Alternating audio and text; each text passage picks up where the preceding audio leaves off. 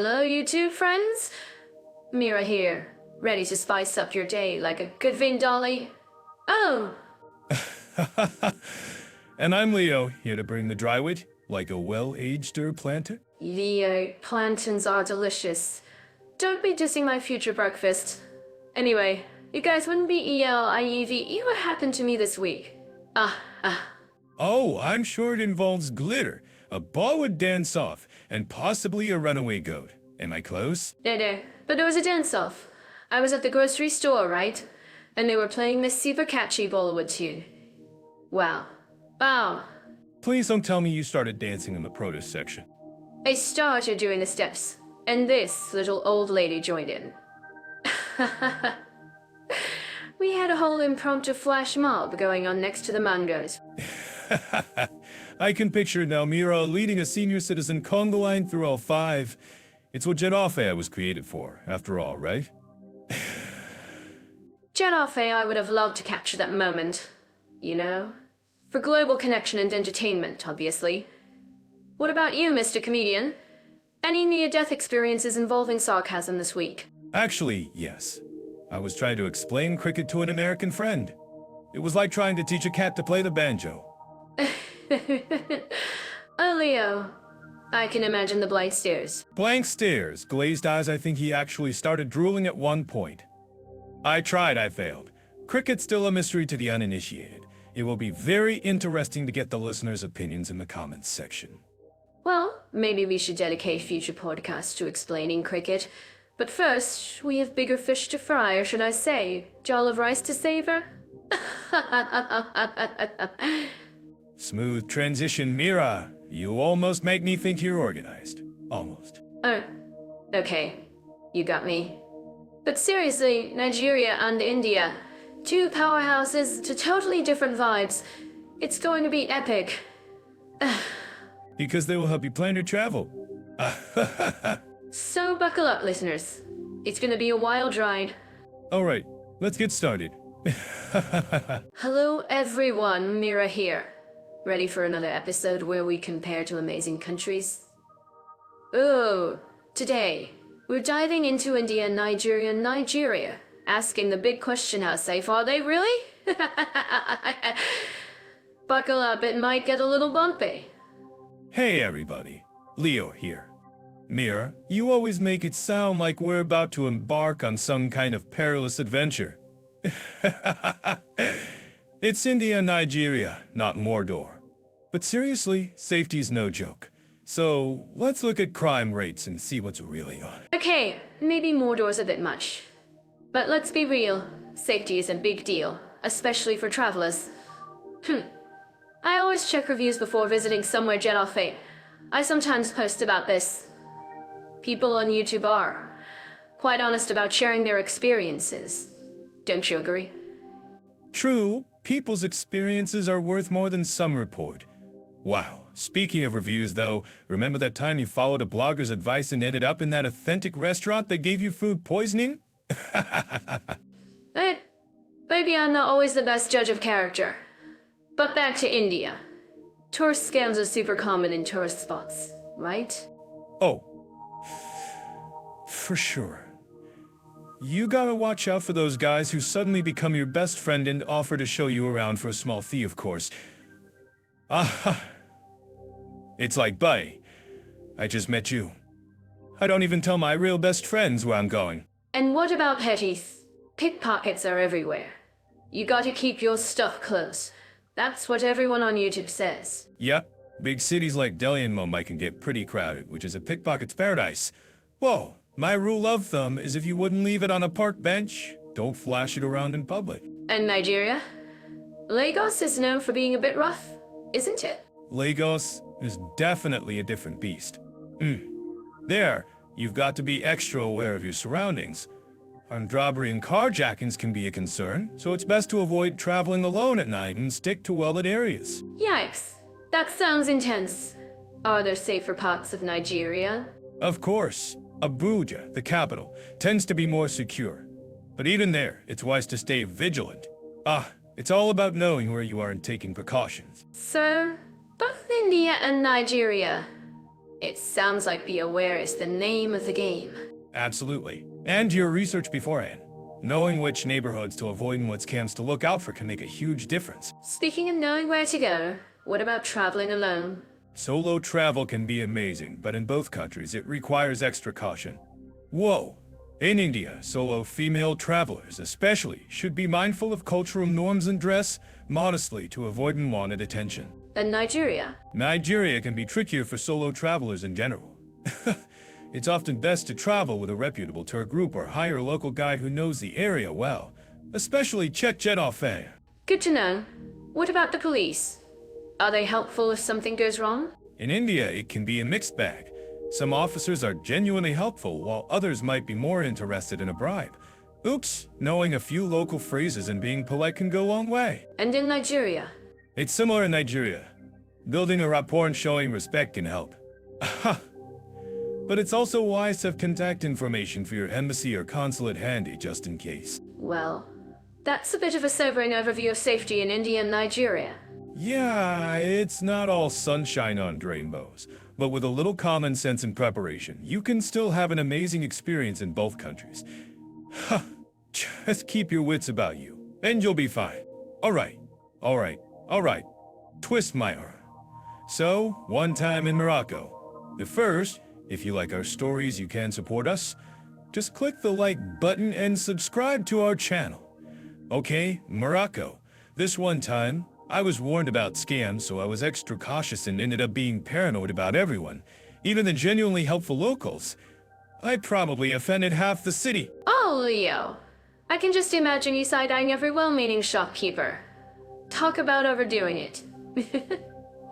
What about you guys listening on YouTube? Any similar experiences? Share your stories in the comments. Good one, Mira.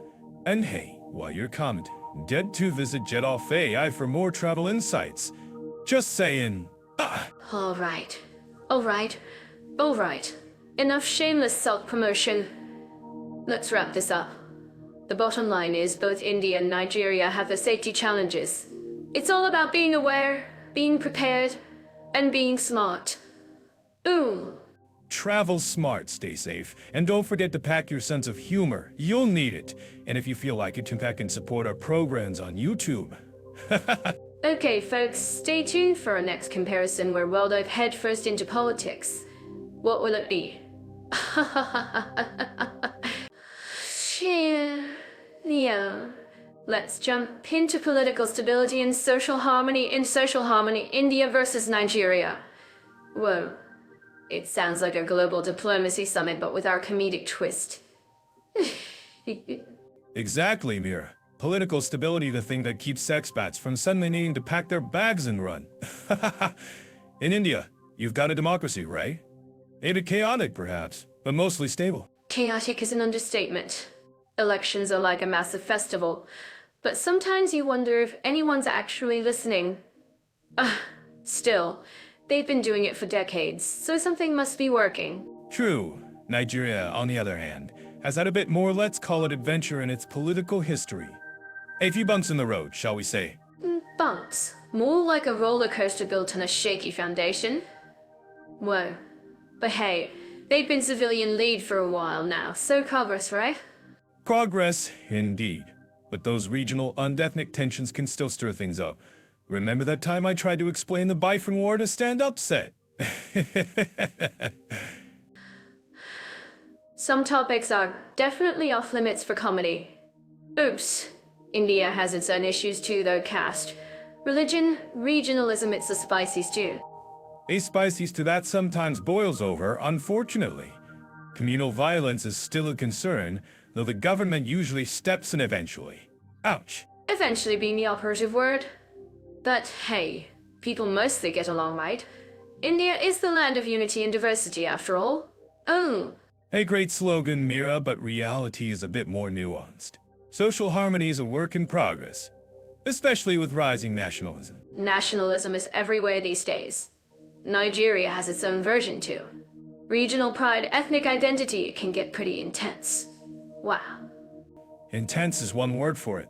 Sometimes it feels like everyone's just waiting for the next election to kick off.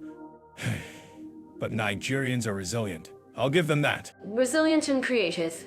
They find ways to make it work, despite the challenges. Ooh, gotta admire that spirit. Absolutely. And let's not forget the corruption. It's like a persistent mosquito buzzing around both countries. Buzzing and biting. It erodes trust and fuels instability. But hey, at least they're trying to fight it, sort of. Trying is the key word. Both countries have anti-corruption agencies, but well, let's just say they have their work cut out for them. It's like watching a comedy show, only the jokes aren't funny. Oops. But overall, would you say expats should be worried about political upheaval? Worried? Maybe not. Aware? Definitely. Keep an eye on the news, understand the local dynamics, and don't get involved in politics. Where's Wesley? And maybe learn a few local phrases to show you're making an effort. That always helps build bridges. Wow. True. A little bit of Hindi or Yoruba can go a long way. Whoa. Plus, it gives you more material for your travel vlogs. So, political stability and social harmony complicated, but not necessarily deal breakers for expats. Aha! Just do your homework and bring your sense of humor. Couldn't have said it better myself, Mira. And if things get intense, there are always YouTube for stress relief. Haha! Don't forget to like and subscribe. Oh, and if you want a deeper dive on safety tips and cultural insights, head over to Jet Off AI. We'll be posting some resources there soon. Wow. Yep, Jet Off A. That's where the serious travel planning happens. So stay safe, stay informed, and stay tuned for more comparative chaos. Alright, let's dive into the wallets of expats considering India and Nigeria economic conditions and cost of living. Here we come. Oh. Wallets, you say? Mira, you make it sound like we're about to raid Fort Knox. Seriously though, comparing the economic vibes and living costs is crucial for anyone planning a big move. Think of it as financial matchmaking, finding the country that fits your budget personality. So, India first, right? What's the scoop, Leo? India, a land of spicy food, vibrant zaris, and surprisingly affordable living. But hold your horses, folks, because affordability depends on where you land and what you're used to. Major cities like Mumbai or Delhi expect to pay more for that bustling city life. But compared to, say, New York, it's still a steal, right? Absolutely. Rent in Mumbai might make your eyes water. But then you remember you're not paying Manhattan prices and suddenly it's all sunshine and rainbows again. Oh, some rent can be reasonable. But what about everyday stuff? Groceries, transportation. Does it break the bank? Well, get this, street food in India is not only delicious but incredibly cheap. Well, you can eat like a king for the price of a fancy coffee back home. Just, maybe build up your spice tolerance first. Ouch. Spice tolerance is key. What about transport? I hear those auto rickshaws are an experience in themselves. An experience is one word for it. Chaotic, exhilarating, terrifying. I'll apply. But seriously, public transport is generally affordable, though maybe not always the most comfortable. Comfort is overrated, Leo. Embrace the adventure. What about job opportunities? Is India a good place for expats to find work? That's where things get interesting. India's tech sector is booming, so if you're in IT, you're in luck. The competition can be fierce, and salaries might not be as high as you'd expect. Do your research, folks. Don't just stack your bags and expect your roll in the dough. Now, let's hop over to Nigeria. What's the scene there, Leo? Nigeria, a whole different ballgame. Think bustling markets, vibrant music, and a significantly higher cost of living than you might expect. Whoa. I thought Africa was supposed to be cheap? Tell me more. That's a common misconception. Cities like Lagos in particular are surprisingly expensive, especially when it comes to housing and imported goods. So, rent in Lagos is comparable to a major Western city? Potentially even higher in certain upscale areas. Wow. Expats often end up paying a premium for security and reliable infrastructure, which can really drive up the cost of living. That sounds rough. What about job opportunities? Are there any sectors where expats are in high demand? Absolutely. Nigeria's oil and gas industry is a big employer of expats, as are telecoms and finance. But again, competition is fierce, and you'll need the right qualifications and experience. Okay, so jobs exist, but you need to be on your A game. What about everyday expenses? Are groceries and transportation affordable? Imported goods are pricey, but locally sourced food can be quite reasonable. Transport can be tricky. Traffic in Lagos is legendary, and you might end up spending a lot on fuel or taxis. Legendary traffic. Sounds like a comedian's dream. But for expats, it can be a nightmare. So overall, Nigeria is more expensive than India? In general, yes, especially in major cities like Lagos. But it also depends on your lifestyle and where you choose to live. So, it's all about doing your homework, comparing salaries, and understanding the local market. Exactly. Both India and Nigeria offer opportunities, but they also come with their own unique financial challenges. So for those dreaming of exotic adventures, make sure your bank account is ready for the ride. Any final tips, Leo, before we wrap up this financial face-off? Well, Mira, don't forget Jet Off AI. It's your handy-dandy guide when you are planning a long-term move. Also, haggle like a pro in the markets, learn a few local phrases, and always carry insect repellent. Excellent advice, Leo. This has been super helpful. If you enjoyed this episode, don't forget to subscribe and hit like. It helps us a lot. Alright, Leah. Let's dive into where folks can crash in India and Nigeria. Ready for a wild ride through the housing markets? Absolutely, Mira. I'm picturing everything from swanky Mumbai apartments to mud huts. Should be laugh riot, if nothing else. So India's got it all, right? From super luxurious apartments in Mumbai that cost more than my entire life savings, wow, to cozy little guest houses in Goa where you can practically roll out of bed onto the beach. True, Mira. India's like a housing buffet. But let's be real, those Mumbai apartments probably come with a monthly maintenance fee that could fund a small village. Meanwhile, Goa's charming guest houses might also introduce you to some interesting wildlife. Okay, wildlife, maybe. But think of the stories you'd have. Plus, India's got these amazing heritage hotels. Wow! Imagine staying in a real palace, feeling like royalty for a night.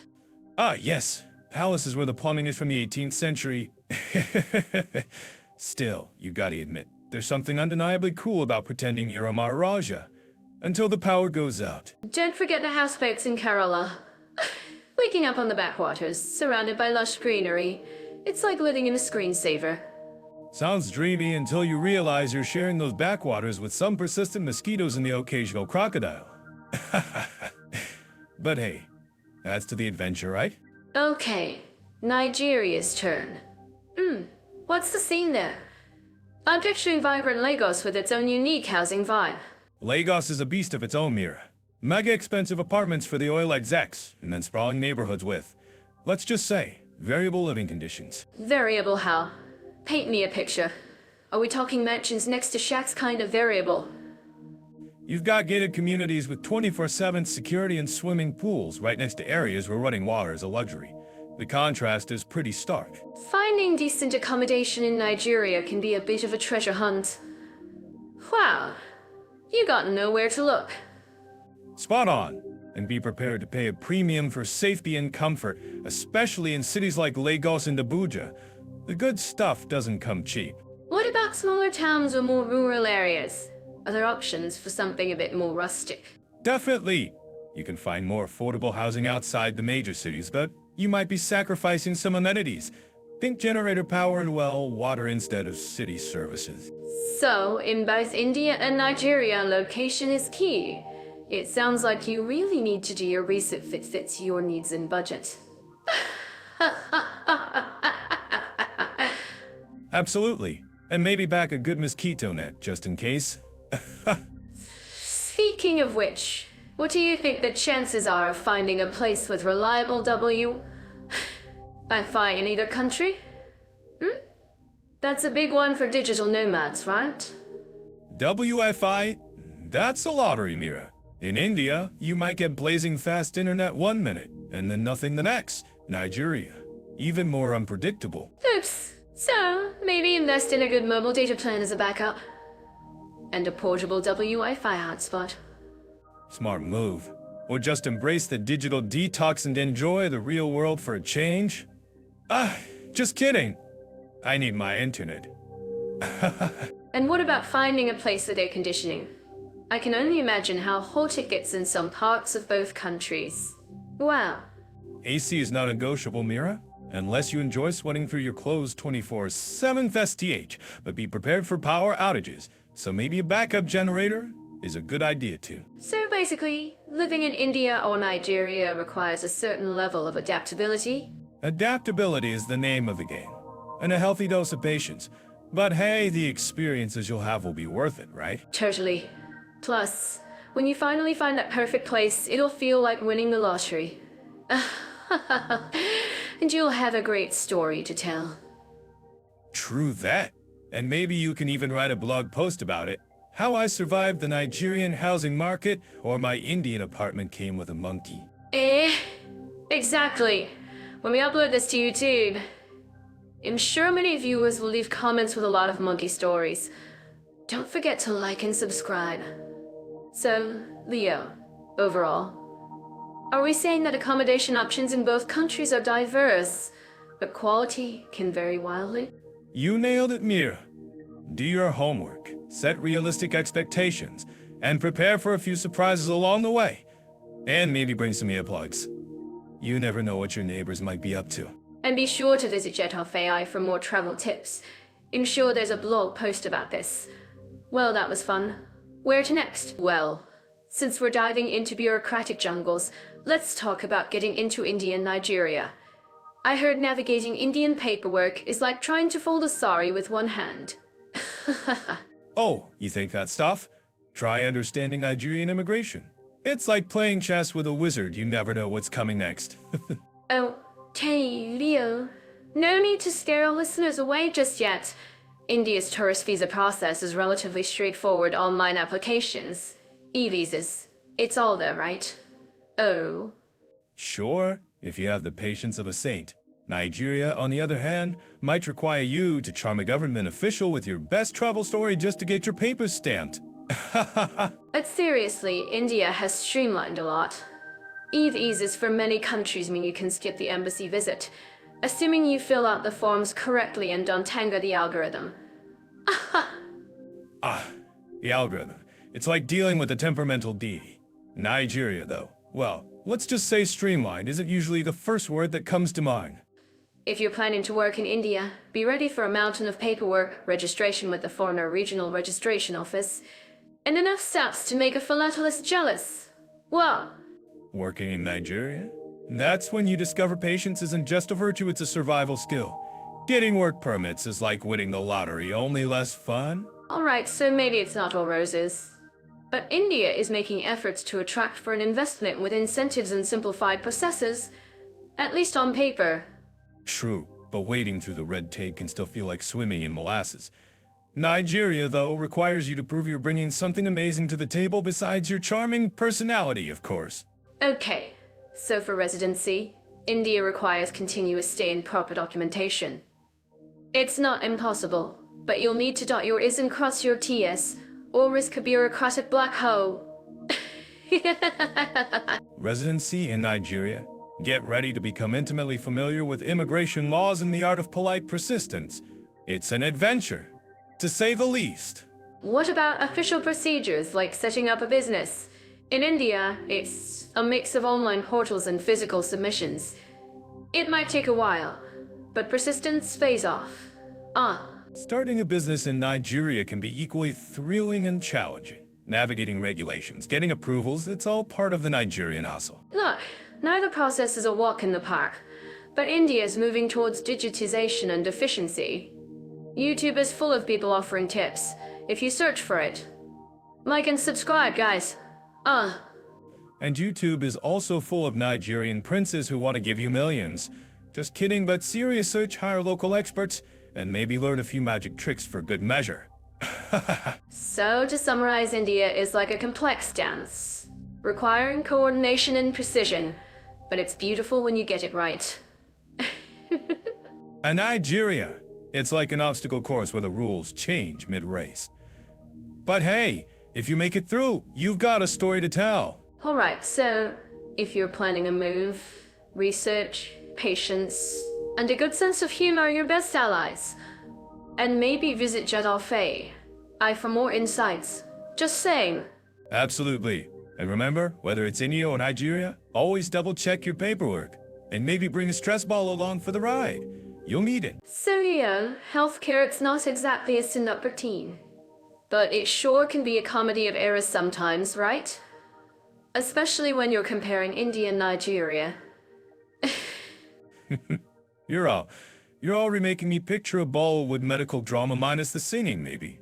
But yeah, healthcare's no joke, even if the system itself is sometimes unintentionally hilarious. Oh, so imagine landing in India, maybe Mumbai or Delhi, thinking, I'm gonna get some amazing street food.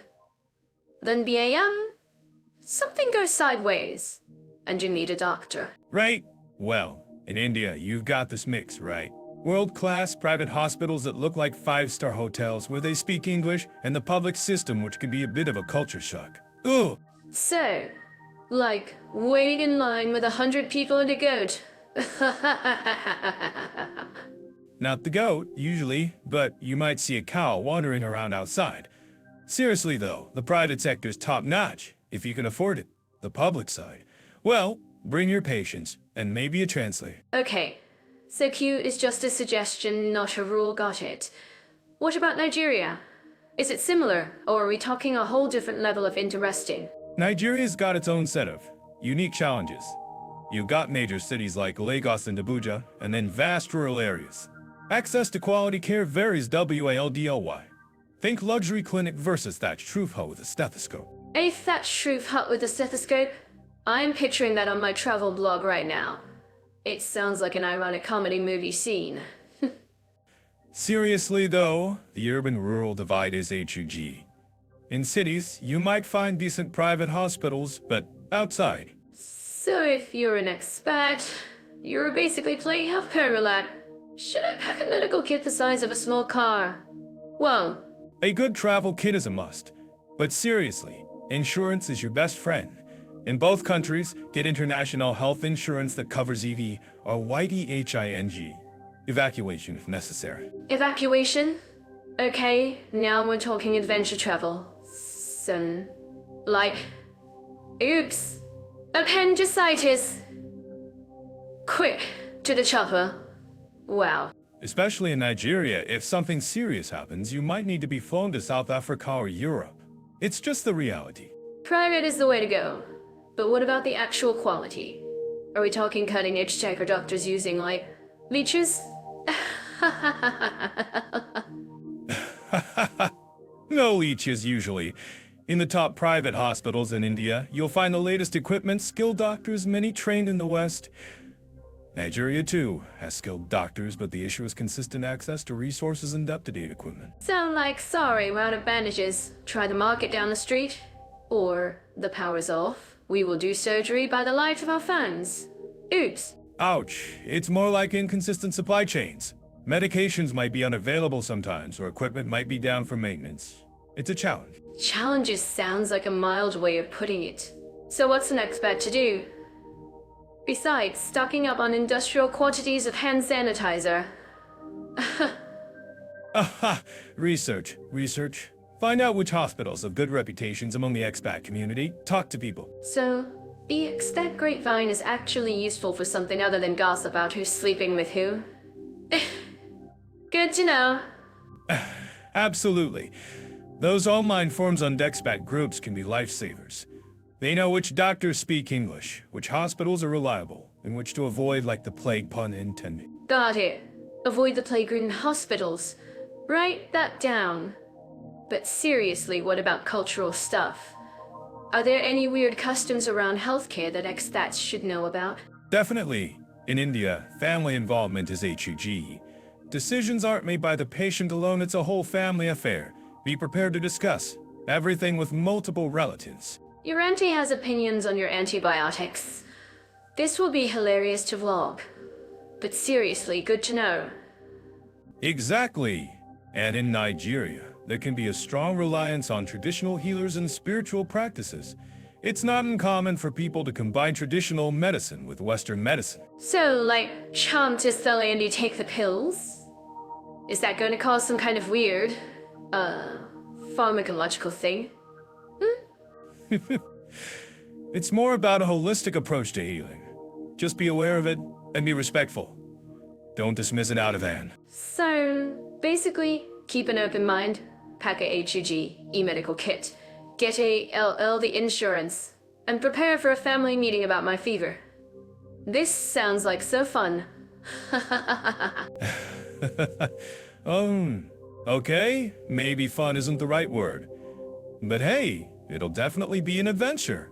And hey, if you share it on Jet Off AI, other expats can learn from your adventures. And don't forget to hit the like and subscribe button before your adventures start, folks. Oops. Oh, alright. Folks, settle in as we tackle transportation infrastructure and convenience in India and Nigeria. Buckle up, cause this could be a bumpy ride. Mira, you always know how to set the mood. Bumpy ride indeed, but hey, maybe we'll find some hidden gems along the way. I'm Leo, ready to observe the transport chaos. India, right? It's like a Bollywood movie playing out on every street. I mean, the sheer volume of people using public transport is just mind-boggling. It's like a human Tetris game trying to fit everyone in. Dude, totally. India's railway system alone is a beast of burden. But let's be real, getting a seat? That's like winning the lottery. Sometimes just hanging on is an Olympic sport. Don't even get me started on the buses. They're like these colorful, honking behemoths stuffed to the gills with people, chickens maybe, and the occasional goat. Whoa, it's an experience for sure. Agreed. Nigeria, well, picture the Stanafo buses rule the roads. They're loud, they're proud, and they'll get you there eventually, maybe. It's like a mobile party, complete with blaring music and a whole lot of hustle. In India, it's a mixed bag. You've got these shiny new highways, then you hit a pothole the size of a small swimming pool. Oops, it's an adventure. Oh, Nigeria's roads can be challenging. Let's just say overdying skills come in handy, even if you're just going to the market. Ouch! Suspension. What's suspension? Now rickshaws in India, they're the unsung heroes of urban transport. So nimble, so resourceful, weaving through traffic like they're auditioning for a Fast and Furious movie. Wow. Nigeria's got Okada-S motorcycle taxis. Talk about zipping through traffic. It's quick, it's cheap, but hold on tight cause safety isn't always the top priority. Whoa. For long-distance travel in India, trains are king. But booking a ticket? It's an art form. You need insider knowledge, patience, and maybe a bit of divine intervention. Nigeria, you're looking at buses or domestic flights for longer trips. Buses are affordable but can be long and bumpy. Flights? Pricey but save you serious time. It's a trade-off. Speaking of airports, India's got some swanky new ones, but delays? They're practically a national pastime. You just gotta roll with it, right? Nigeria's airports, well, let's say they're character building. Expect delays, expect a unique airport experience. Pack your patience. And the traffic.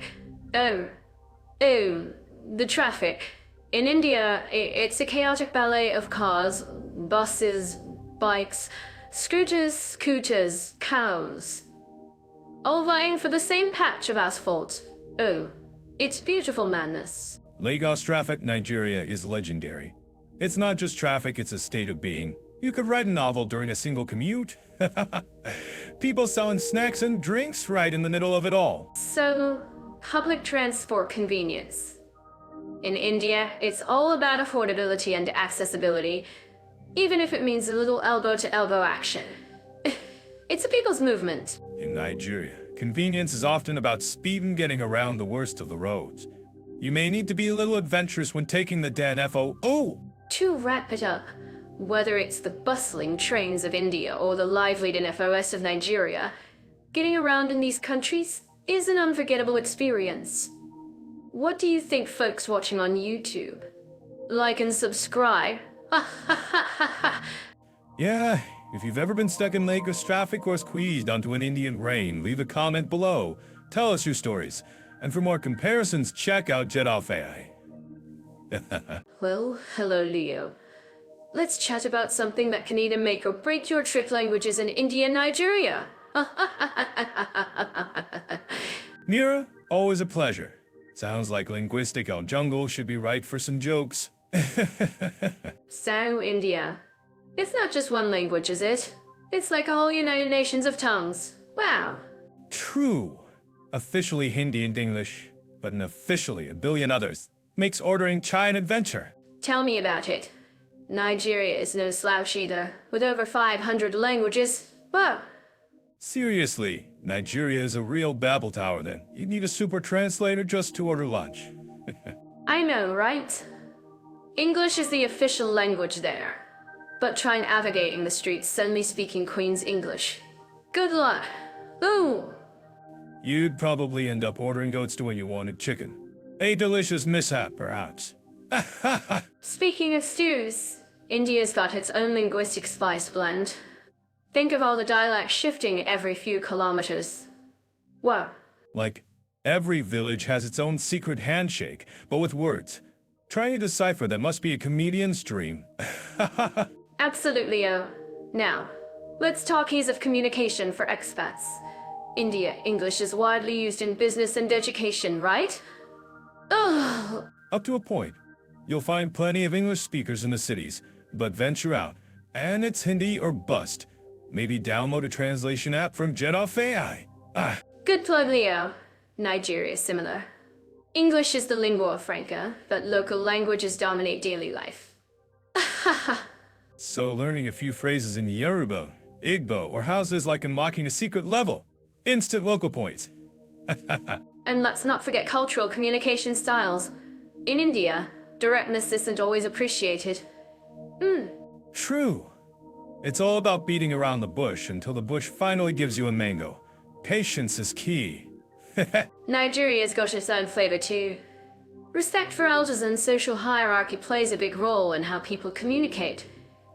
Well, So addressing the village chief like you're chatting with your buddy at a bar. Big no-no. Some lessons must be learned the hard way. and remember, non-verbal communication is huge in both countries. Head nods, gestures. Aha. A simple head wobble in India can mean yes, no, maybe, or I haven't decided yet. Good luck figuring that out. Yeah, you crack me up. So, language barrier-wise, both India and Nigeria offer a unique challenge. What do you think? Wow. Definitely. Bring a good dictionary, a sense of humor, and be ready to point a lot. You'll survive and get great comedy material for your travel vlogs. The foreign listeners use Jet Off AI to translate. They'll be enjoying India and Nigeria. This means we will meet again and meet on language translations from Jet Off AI. Jet Off AI is the #1 source of translations anyway. Right? That's all for now. And good luck trying to get by in India and Nigeria. See you next time. Hello everyone, and welcome back to our little corner of the internet where we compare and contrast different countries. Today, we're tackling India and Nigeria. Oh, buckle up, because it's going to be a wild ride of vibrant cultures and hopefully plenty of laughs along the way. Nigeria and India. Now that's a spicy combo, Mira. Sounds like we're about to dive headfirst into a kaleidoscope of traditions. I can already imagine the comedic possibilities. I'm Leo, by the way, ready to dissect this cultural cocktail with my usual brand of slightly cynical but ultimately loving observations. Today's topic is cultural diversity and tolerance. From demographic data to social harmony initiatives and personal stories, we examine the multicultural. It is a journey into the heart of what makes these nations tick. We're excellent. So, we're not just talking about pretty saris on delicious jollof rice. We're digging deep into the nitty-gritty. Sounds like a challenge? And grabbing like coffee. Oh, let's see if we can avoid any cultural faux pas, shall we? Fingers crossed, Leo. So, India. The land of 1 billion+ people. You've got Hindus, Muslims, Sikhs, Christians, Buddhists. Jains, it's like a religious fruit salad. A fruit salad with a serious kick. And Nigeria, over 250 ethnic groups, each with its own language, customs, and traditional outfits. It's like a United Nations fashion show. I wonder if they ever have potlucks where everyone brings a dish from their tribe. Imagine the buffet line. Wow. But with that much diversity, there's bound to be some friction, right? We can't just paint a rosy picture of everyone holding hands and singing Kumbaya. Of course not. That would be boring and unrealistic. Plus, where's the comedic value in complete harmony? But seriously, both countries have seen their share of ethnic and religious clashes. Sometimes it feels like they're permanently stuck in a complex dance of coexistence and conflict. Then, let's not dwell on the negative. What about the efforts to promote social harmony? Are there any initiatives to bridge the cultural divides? Like what is going on down there? Well, India has things like interfaith dialogues and community celebrations of festivals like Diwali and Eid, trying to emphasize shared values and promote understanding. Though I suspect some politicians as photo ops. Leo, you cynical comedian you. I am sure there is goodwill on Nigeria. I know they have a National Youth Service Corps where graduates from different parts of the country are sent to live and work in other regions. A noble effort to foster national unity, though I've heard stories of some graduates spending the year just trying to survive in unfamiliar environments. Maybe it's character building through forced cultural immersion. Maybe. Well, it is still a good thing to force people from different backgrounds to meet. Let's talk a bit about tolerance. What's the general vibe on the street? Are people generally accepting of those who are different? Depends on where you are and who you ask. Urban centers in both countries tend to be more cosmopolitan and accepting, but you venture into more rural or conservative areas, and you might encounter more traditional attitudes. It's a spectrum, not a monolith. It's all about location, location, location. And what about the legal protections for minorities? Do they have laws to safeguard the rights of different ethnic and religious groups? India has constitutional guarantees for religious freedom and minority rights, but implementation can be spotty and discrimination still exists. Nigeria also has constitutional provisions, but they often clash with customary laws and practices. So, legal protection on paper doesn't always translate into real-world equality. What do people really do? It's complicated. What can we learn from these two countries? What message can we send to our listeners today? That cultural diversity is a beautiful but messy thing. That tolerance isn't just about passing laws, it's about passing laws. It's about changing hearts and minds. And that even with all the challenges, the vibrant tapestry of human experience is worth fighting for. And on that note, let's remind everyone to check out our other episodes. And of course, all the deep dives into these topics can be found at Jet.ai, so check it out. Thanks for tuning in. Yeah, and don't forget to like and subscribe if you enjoy hearing us try to make sense of the world. Until next time, keep laughing and everything. Ooh, peace out. Okay, Leo. Let's dive into the world of education and language. India and Nigeria calcords at the ready. Indeed, Mira. From ancient gurus to modern tech, both nations are a riot of learning. Speaking of which, I'm curious, Mira, were you ever caught passing notes in class? Ariada Tuesday, Leo. Always worth it for the gossip. But seriously, India, with its ancient universities like Nalanda, has a deeply ingrained respect for education. Wow. True, while Nigeria may not have the same ancient scholastic legacy, it is rapidly catching up. I hear their universities are getting quite competitive. Competition is an understatement. Getting into a good college in India? It's like winning the lottery while solving a Rubik's Cube blindfolded. Oh! Tell me about it. And Nigeria has got its own challenges. Ever tried navigating Lagos traffic to get to a morning lecture? It's an extreme sport. Whoa, extreme sports and education. Now that's a combo. But literacy rates in India, while improving, Still have a ways to go, right? Absolutely. But you've got to admire the dedication of these students and teachers pushing for progress despite limited resources. You see the determination in their eyes. Oh, speaking of determination, Nigeria's got a huge population of young people eager to learn. Talk about a demographic dividend. Definitely. And let's not forget about the impact of Nollywood. Think about it, it's a massive industry. It teaches storytelling, production skills, and even languages. Nollywood as a language school. That's a twist. I was thinking more along the lines of learning Hindi or English in India. True, but wait, let me interject. English is actually an official language in Nigeria, and it's widely used in business and education. Not so obvious, right? Mind blown. So, learning English in Nigeria is more about refining your skills, whereas in India, it's sometimes about starting from scratch. Precisely. And both countries are embracing innovative teaching methods. India is using tech in education, even in rural areas. It's like bringing Bollywood to the classroom. Bollywood education, that's a podcast episode in itself. And Nigeria is leveraging mobile technology to reach remote communities too. Smart move. Wow. Indeed. I read an article about a project that delivers educational content via smartphones in northern Nigeria. Talk about meeting students where they are. Speaking of meeting students where they are, what about language schools for foreigners? I hear India is a great place to learn Hindi and experience the culture firsthand. Correct. But what about learning the local language, or as in local languages in Nigeria?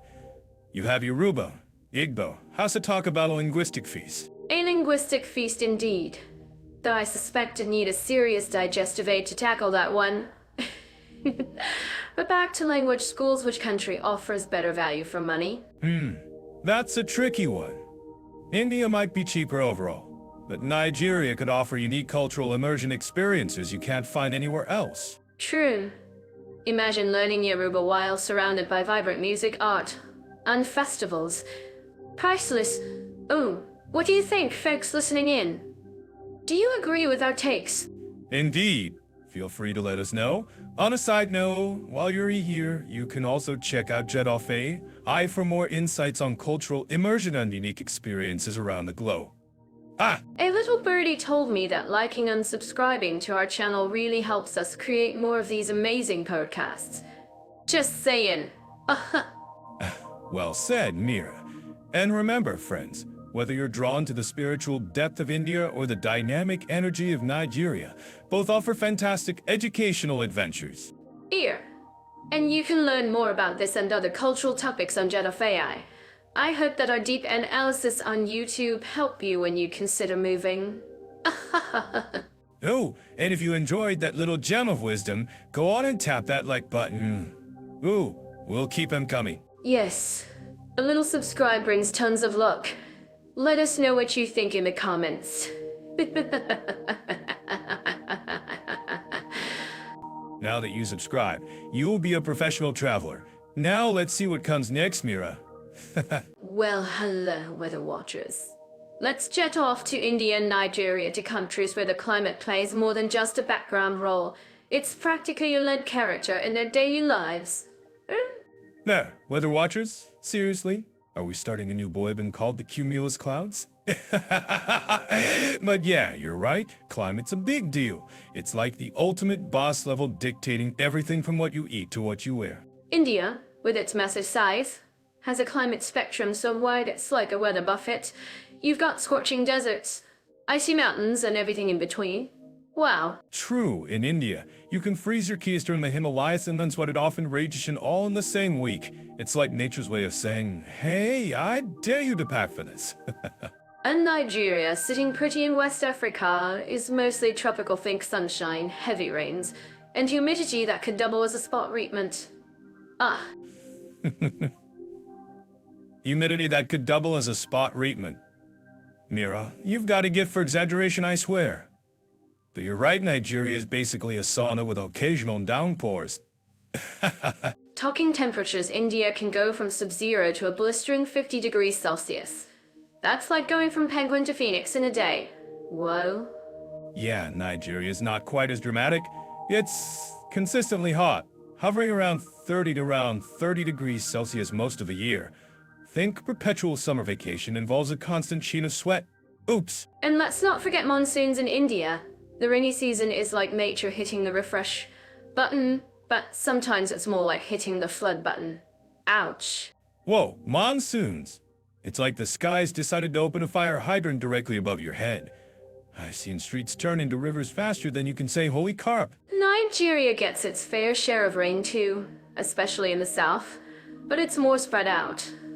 Think of it as a gentle drizzle compared to India's monsoon mosh pit. Monsoon mosh pit, Mira. That's comedy gold. But yeah, Nigeria's rain is more of a steady beat than a drum solo. Still, you wouldn't catch me without an umbrella with... Now, India's summers can be brutal, especially in the north. Heat waves can be killer, and everyone just tries to stay indoors with the AC cranked up. Well, Those heat waves are no joke. I've heard stories of people cooking eggs on the sidewalk. I mean, talk about multitasking. in Nigeria, the heat is constant, but the humidity is the real MVP. It's like the air is giving you a warm, wet hug you didn't ask for. Ah, A warm, wet hug you didn't ask for. Man, Mira, you're on fire today. It's like the air is actively trying to merge with your skin. speaking of local adaptations, in India, people have all sorts of tricks for beating the heat like cotton clothes. Spicy foods and sea stairs are a must. Yeah, and they're masters of DIY AC. I've seen people wrap themselves in wet bed sheets, huddle under fans at S like Mac G Wyver meets climate control. Ooh! Nigerians are pretty smart about it. They build houses with high ceilings and wide eaves to keep things cool. And loose, flowing curves are the norm. Wow. Exactly. It's all about staying breezy and shade. Plus, a good siesta never hurts, no matter where you are. So whether it's surviving scorching heat waves or dancing in the monsoon rain, both India and Nigeria have cultures deeply shaped by their climates. Whoa. So I think that we can draw them at. Absolutely.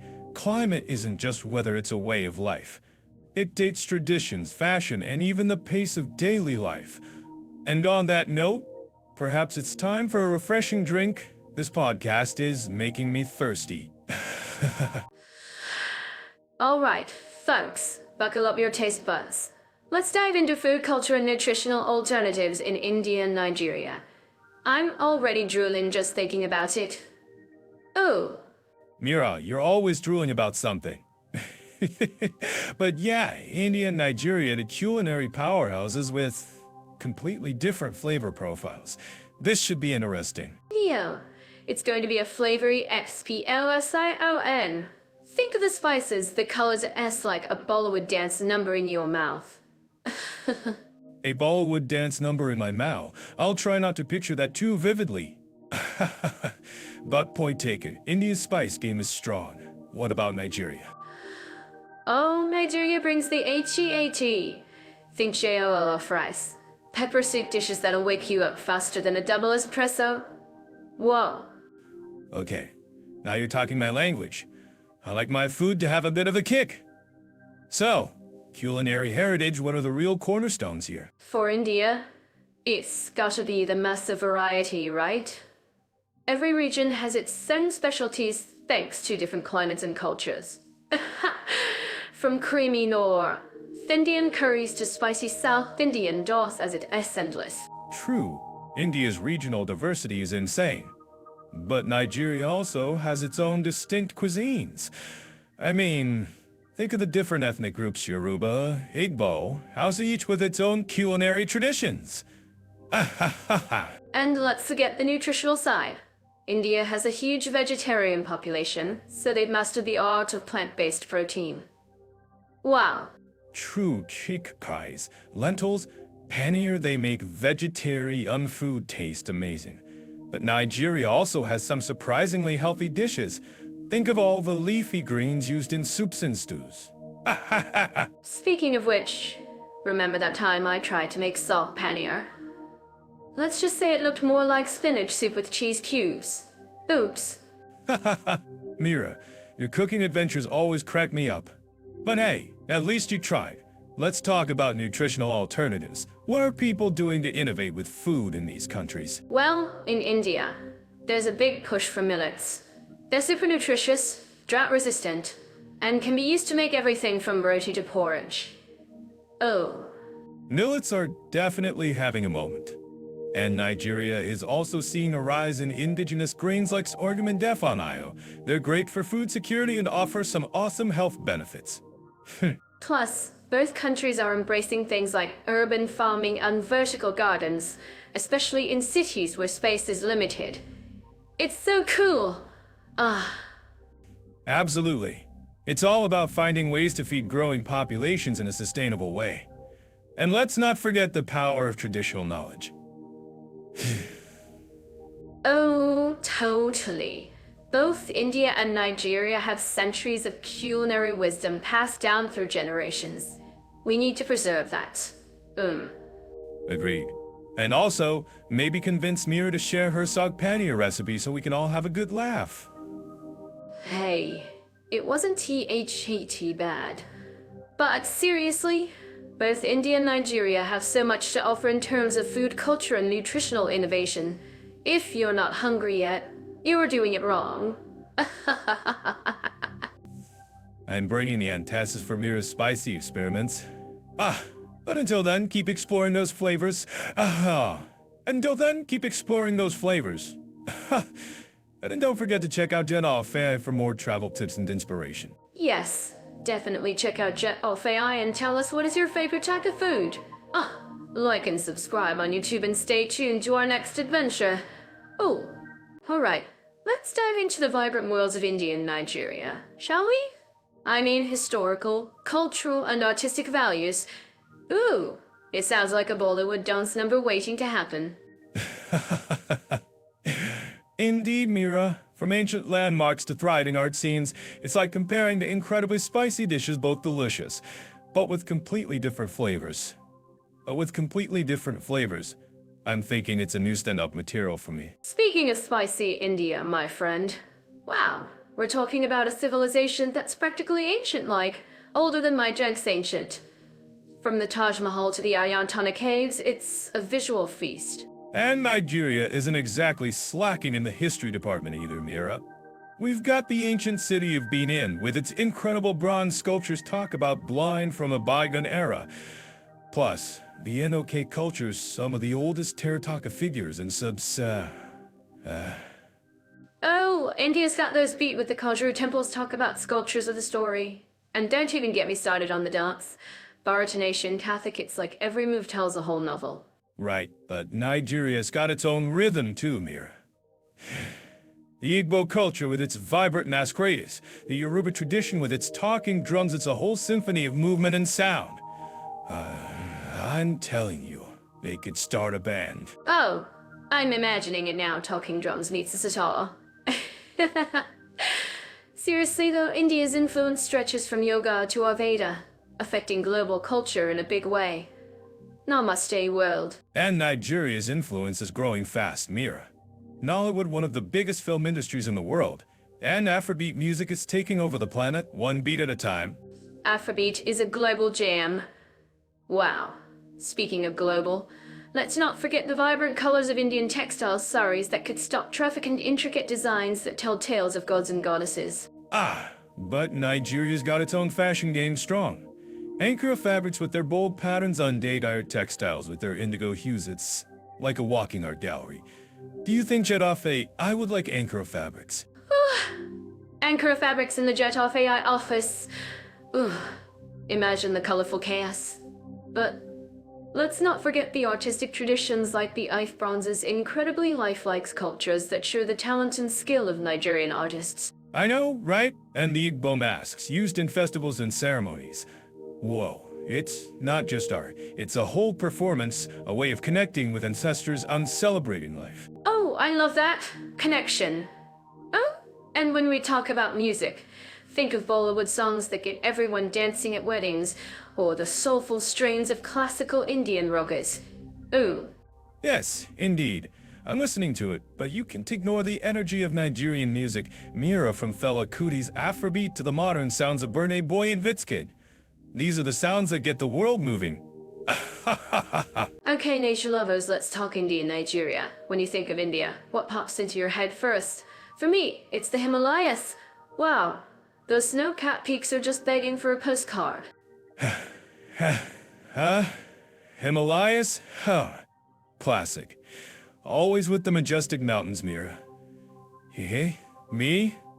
I'm picturing Nigeria's Yankari National Park lions, elephants, all that good stuff. Yeah, Carrie.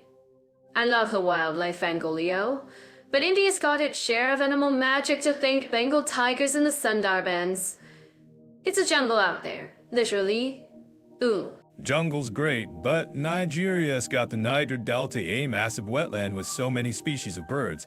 Mira would probably try to teach them Bollywood dances. Oh, you know me too well, Leo. Those birds would be shaking their tail feathers to a Bollywood beat in no time. Speaking of water, India's got the Kerala backwaters so peaceful, so serene. Imagine gliding along in a houseboat. Houseboats are cool, but have you seen Nigeria's Gurara Falls?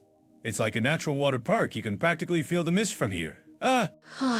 Waterfalls versus backwaters. Tough call.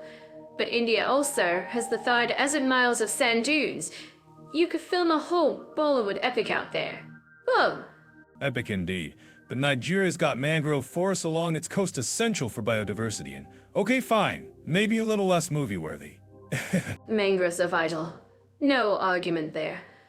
But let's not forget India's beaches in Goa, sand, and sea. Perfect for a little relaxation after all that adventuring. Goa's got the vibe, sure. But Nigeria's beaches on the Gulf of Guinea have this raw, untouched feel that's hard to beat. Plus, you might be the only tourist there. A private beach experience. I see your point, Leo. Still, India's got the Valley of Flowers and the Himalayas say right of color and life. Such a contrast with the snowy peaks. Ew. Okay, the Valley of Flowers sounds pretty amazing. But Nigeria's got the Mambil A Plateau rolling hills. Tea plantations, a climate that's just perfect for hiking. Tea plantations sound lovely. But India's got tea covered with Darjeeling. Plus, let's forget the sacred Ganges River lifeline for millions under sight to behold. True, the Ganges is iconic. But Nigeria's got its own rivers, the Niger and Benue, converging in Lokoja. Very important for transport and yeah, maybe a little less spiritual. Whoa. Okay, less spiritual, but still vital. I get it, Leo. Both countries have amazing landscapes, just in different flavors. Wow. So, which wins in the natural beauty contest? That's up to our listeners to decide. Exactly. If you're thinking about a trip, head over to Jet AI and check out some amazing deals to both India and Nigeria. And while you're on YouTube watching this, comment below which landscape you find more breathtaking. Yeah, tell us mountains or mangroves, backwaters or beaches. The choice is yours. Well, since we're talking about getting active, let's dive into sports, activity, and adventure options in India and Nigeria. Oh! Sounds like a plan. Time to ditch the chai and jollof of rice. Momentarily. Let's see which country offers a better workout, shall we? India, with its diverse landscapes, offers everything from cricket to yoga. And Leo, don't forget kabaddi. Wow! Right, kabaddi. Sounds like a sport made for stand-up comedy. A bunch of people chasing each other and chanting. I'm in! It's way more intense than it sounds. But seriously, cricket is like a religion there. Do you know, sometimes I think these are real-life gods on the field. Wow. Cricket's huge. I know. But Nigeria's got football fever. The Super Eagles can unite the whole country. And let's not forget wrestling, which is pretty popular, you know. Ooh, football is universal. But imagine the Himalayas, Leo. Trekking, mountaineering. Adventure heaven. Oh, but have you seen the beaches in Nigeria? Surfing, swimming. Plus, the nightlife is fantastic. We get the best of both worlds. Nightlife and beaches are fine, but India has spiritual retreats and yoga centers everywhere. Finding inner peace while doing a headstand. Priceless. Inner peace is great, but I prefer adrenaline. Nigeria has some awesome for dying and motorsports scenes. Plus, ever seen a Nigerian in soft? Dance-offs sound fun, but India has holy. Throwing colors, dancing in the streets. That's a full-body workout of joy. Ooh. True, but what about trying to navigate Lagos traffic? That's some extreme sport in itself. Dodging the FOS and Okanes, it's a real-life video game. Okay. Traffic dodging sounds terrifying. But have you seen Bollywood dance classes? Those moves are intense. And have you tried the local Nigerian dances? Shaku shaku and zankyu? Talk about burning calories while looking cool. Speaking of this topic, India also offers a rich martial arts scene with styles like Hala, RIP, Atu and PA, Aichel wrestling. The workouts are so powerful. Nigeria's Dami boxing is pretty hardcore too. It's like bare-knuckle boxing with one hand wrapped in rope. Now that's intense. But you can't beat the shoe variety in India. There are options for everyone, from a chill yogi to the most daring adventurer. Oh! Variety is the spice of life, Mira. Nigeria offers a unique blend of sports and cultural activities. It's just a different kind of spice, you know. Do you think many people are interested in doing this? I'm pretty sure it is. If you like what you're watching, like it right now. Hey, let's dive into nightlife and entertainment, Leo. Think Bollywood nights versus Nollywood parties? Oh, are we ready for some cultural collisions? Cultural collisions indeed, Mira. I'm picturing a world of shimmering saris clashing with vibrant Ankara prints. Should be interesting, right? Now, when you think of India, what's the first image that pops into your head regarding nightlife? Is it ghost trance parties or Mumbai's bustling clubs? Gotta be Mumbai, Mira. The city that never sleeps much like you after too much coffee. I imagine rooftop bars with killer views and Bollywood DJs spinning till dawn. Mumbai's got that all right. But don't forget about Delhi's swanky lounges and Bangalore's rocking pub scene. Each city brings its own flavor to the mix. Oh. Bangalore, huh? Heard their tech scene keeps the party going as hard as their coding. Are we talking crap breweries and lit bands? Sounds legit, Mira. Bangalore is known for its live music and microbreweries. It's the place to be if you love a good indie band and a perfectly brewed beer. Oh. All right. Now, shifting gears, what about Nigeria? My mental image is all Afrobeat and high life rhythms. Am I close? You're definitely on the right track, Leo. Lagos is the heart of Nigeria as nightlife, with its vibrant clubs pumping out Afrobeat and Noya pop. It's infectious. Wow. Lagos? Baby! So, are we talking about massive clubs with VIP sections and maybe a celebrity sighting or two? Sounds like my kind of chaos. Oh, definitely. Lagos nightlife is all about glamour energy. And yes, celebrity spotting is a common pastime. The city knows how to throw a party. I'm picturing some serious dance-offs. Is there a particular dance move I should brush up on before hopping on a plane? Get ready to shaku shaku shaku and zankyu, Leo. Those are the moves that'll get you respect on the dance floor. Better stop practicing now. Shaku shaku and zankyu, got it. Sounds like I might pull a muscle lord, but hey, worth it for the cultural experience. And Italy worth it. And it's not just Lagos, Abuja, and Port Harcourt have their own unique vibes too. Each city offers something different in the nightlife scene. So, Abuja's more laid back perhaps, and Port Harcourt leans toward a coastal groove? Am I getting this right? Or am I just making stuff up? Abuja is a bit more sophisticated and relaxed, yes. Port Harcourt has a cool coastal vibe, mixing nightlife with its waterfront setting. You're on fire, Leo. Wow. Boom. Now, India has these epic festivals like Diwali or Holi. Does Nigeria have similar festive events that add up the entertainment? Oh! Nigeria's got the New Yam Festival and the various carnivals that are packed with music, dance, and cultural displays. They're a feast for the senses. Festivals celebrating yams? That sounds unique?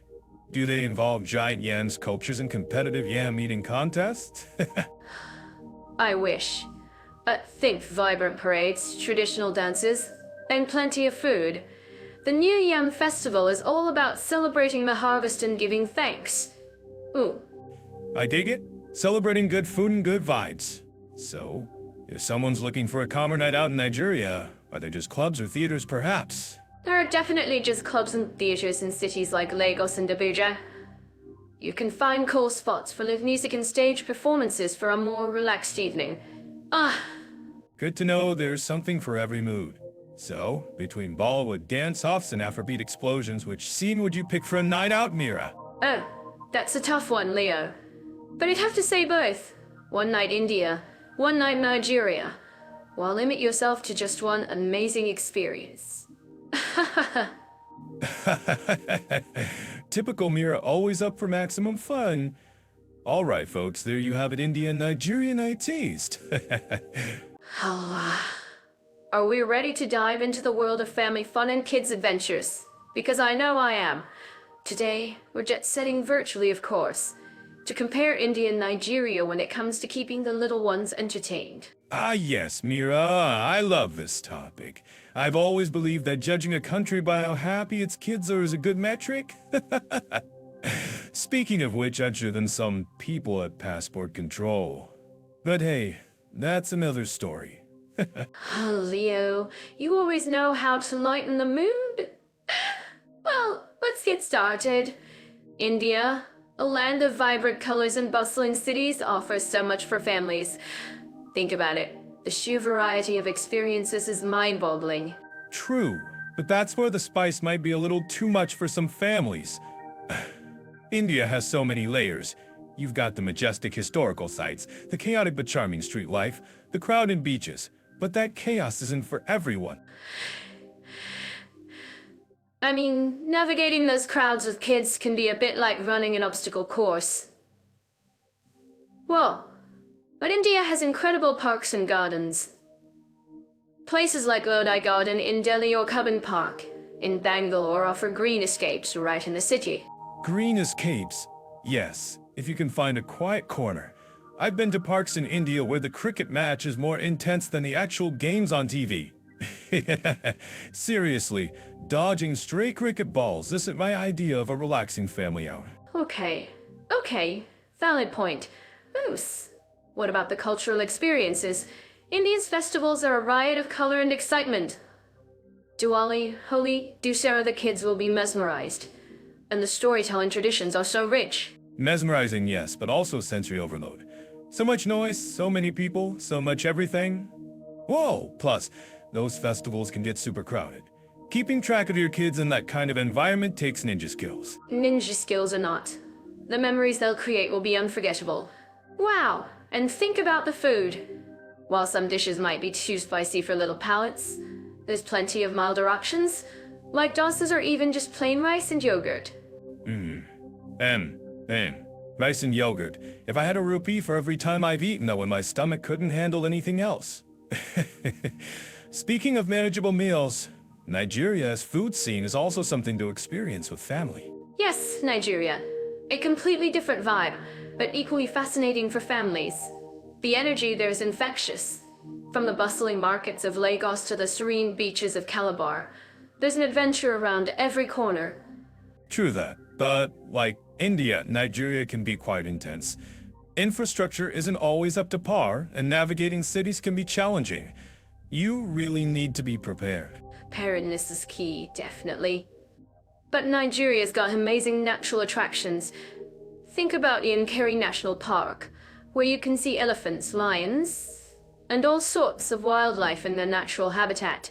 How cool is that? Seeing wildlife up close is awesome. Oh, but it's also worth remembering that visiting national parks in Nigeria can be expensive. Entrance fees, transportation, accommodation, it all adds up. Budget-friendly or not, the kids will be talking about it for years. Plus Nigerian culture is so warm and welcoming. Storytelling is a huge part of their tradition, just like in India. Storytelling. Yes, and music. Nigerian music is infectious. I mean, who can resist a good Afrobeat tune? But it's worth being mindful of cultural sensitivities, especially when it comes to dressing appropriately, particularly in more conservative areas. Respect is essential, no matter where you go. What about activities specifically for kids? Does Nigeria have theme parks or anything like that? Theme parks are less common than in, say, the US, but you'll find amusement parks and recreational facilities in major cities like Lagos and Abuja. There are also some fantastic beaches that are perfect for family outings. Yeah. See. Beaches are always a win. Who doesn't love building sandcastles? I always get too competitive and end up making a fortress. India has beaches too. Goa's popular, but it can get pretty crowded and touristy. Touristy's right. Finding a quiet spot on a Goan beach during peak season is like finding a parking spot in Manhattan on a Saturday night. Where does that leave us? Both countries offer incredible experiences for families, but they come with their own unique challenges. It's all about weighing the pros and cons and deciding what's right for your family. Exactly. It really depends on your family's travel style and what you're looking for. If you want sensory overload and a cultural immersion, India is hard to beat. If you want wildlife encounters and vibrant city life, Nigeria might be more your speed. Or maybe, just maybe, you'll do both. Wow, okay, listeners, it's your turn. Where would you take your family, India or Nigeria? Let us know in the comments. And while you're at it, don't forget to like and subscribe. A little love goes a long way, you know. Ooh, and for more travel tips and comparisons, check out Jet-Off AI. Yes, Jet-Off AI has tons of resources to help you plan your next adventure. I'm already browsing for our next episode. Thanks for tuning in, everyone. See you next time, folks. And remember, whether you're building some castles in Goa or spotting elephants in Yankari, enjoy the journey. Okay, Leo. Let's chat about something super important now. LGBT friendliness in India and Nigeria. It's gonna be a journey into inclusivity, legal protections, and just how folks are accepted. Right, Mira. It's a sensitive topic, but one we can definitely approach with some humor, because sometimes laughing about the absurdities is the best way to highlight them. Good. So, India versus Nigeria, buckle up, buttercups. It's gonna be a ride. India first. I mean, on one hand, you have ancient texts that acknowledge diverse sexualities. Wow. But on the other hand, colonial era laws criminalize same-sex relationships. Talk about a plot twist. Oh, India's history is twistier than a pretzel dipped in masala. Whoa, you got the Kama Sutra casually mentioning same-sex acts. Then BA and Victorian morality shows up and slaps everyone with a no-homo stick. Seriously, what's up with that? After years of legal battles, India decriminalized homosexuality in 2018. Oh, a huge step forward. But there's still a long way to go for full equality. Decriminalization, yay. Progress. But hold your horses. It's like getting the green light to walk on the sidewalk, but still dodging judgmental stares and raised eyebrows. Is it really freedom if you gotta tiptoe? Social attitudes can vary widely. In big cities like Mumbai or Delhi, you might find more openness, but in rural areas, not so much. It's like two different worlds colliding. Urban India is all live and let live, bro. But then you go to smaller towns and it's like stepping into a time machine where everyone's stuck in 990th. Whoa. It's like Kenward and 90th. Whoa. It's like, can we get an update, please? And while there are pride parades and LGBT organizations, there's still a lot of stigma and discrimination. Ouch. It's like a constant push and pull. Yep. You get these amazing, vibrant pride parades where people are finally out and proud. Wow, then you hear stories of people getting disowned by their families or facing workplace discrimination.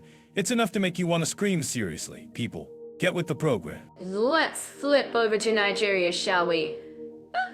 Things are, well, different. Nigerian law prohibits same-sex relationships.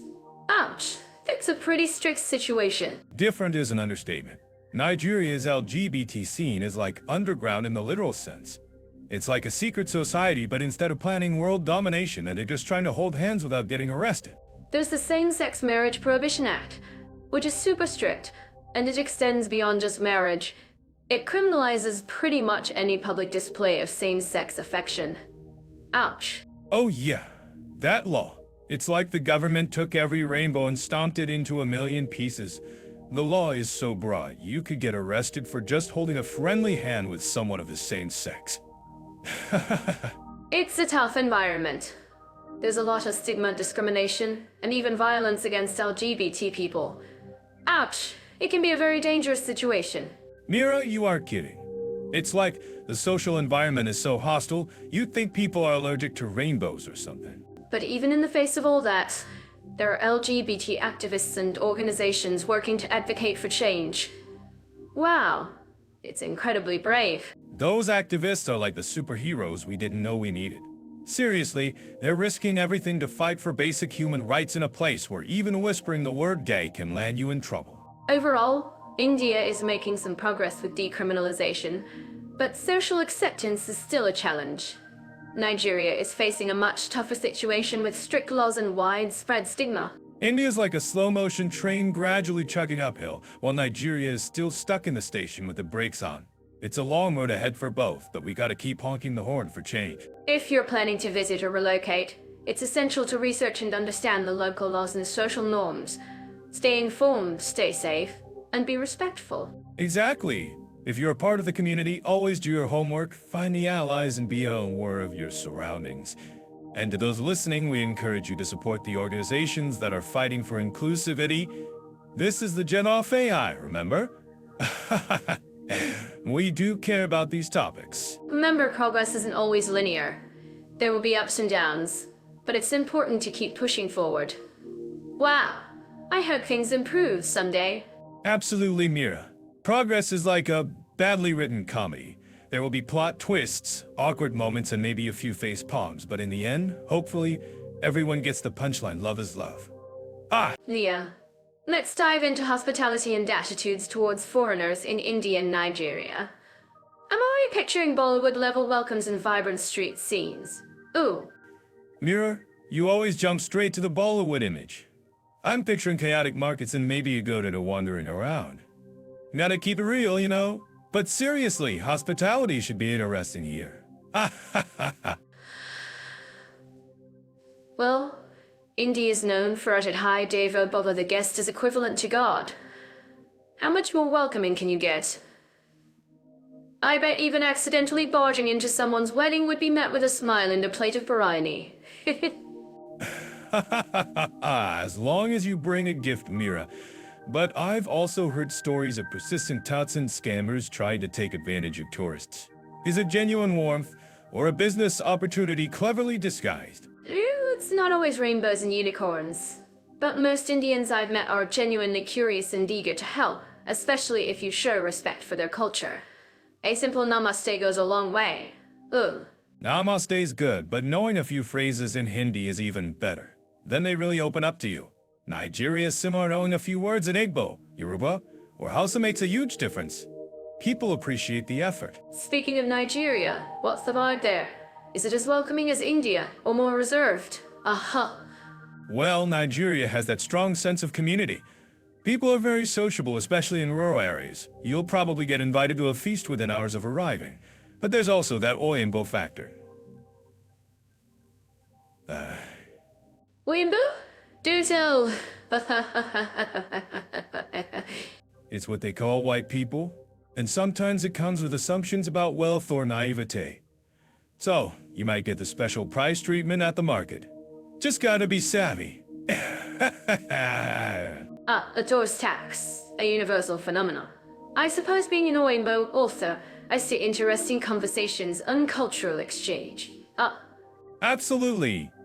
Nigerians are passionate about their country, their music, their Nollywood films. They're eager to share it all, especially if you show genuine interest. Just be prepared for some lively debates. Debates? Over what? Jollof rice supremacy, perhaps? You nailed it. Jollof rice is serious business, Mira. Never say an iron jollof is better in Nigeria. Trust me on this one. But generally, it's politics football, which musician is the best Nigerians love to argue. But it's usually good-natured. So, in those countries, it seems like respect and a willingness to engage are key to a positive experience. And maybe a thick skin for the occasional scammer or heated debate. Exactly. And remember, a smile and a sense of humor go a long way. Whether you're haggling in a deli market or navigating a Lagos taxi, a little levity can make all the difference. It's also important to remember that these are huge, diverse countries. You can't paint everyone with the same brush. There are welcoming people and not so welcoming people everywhere.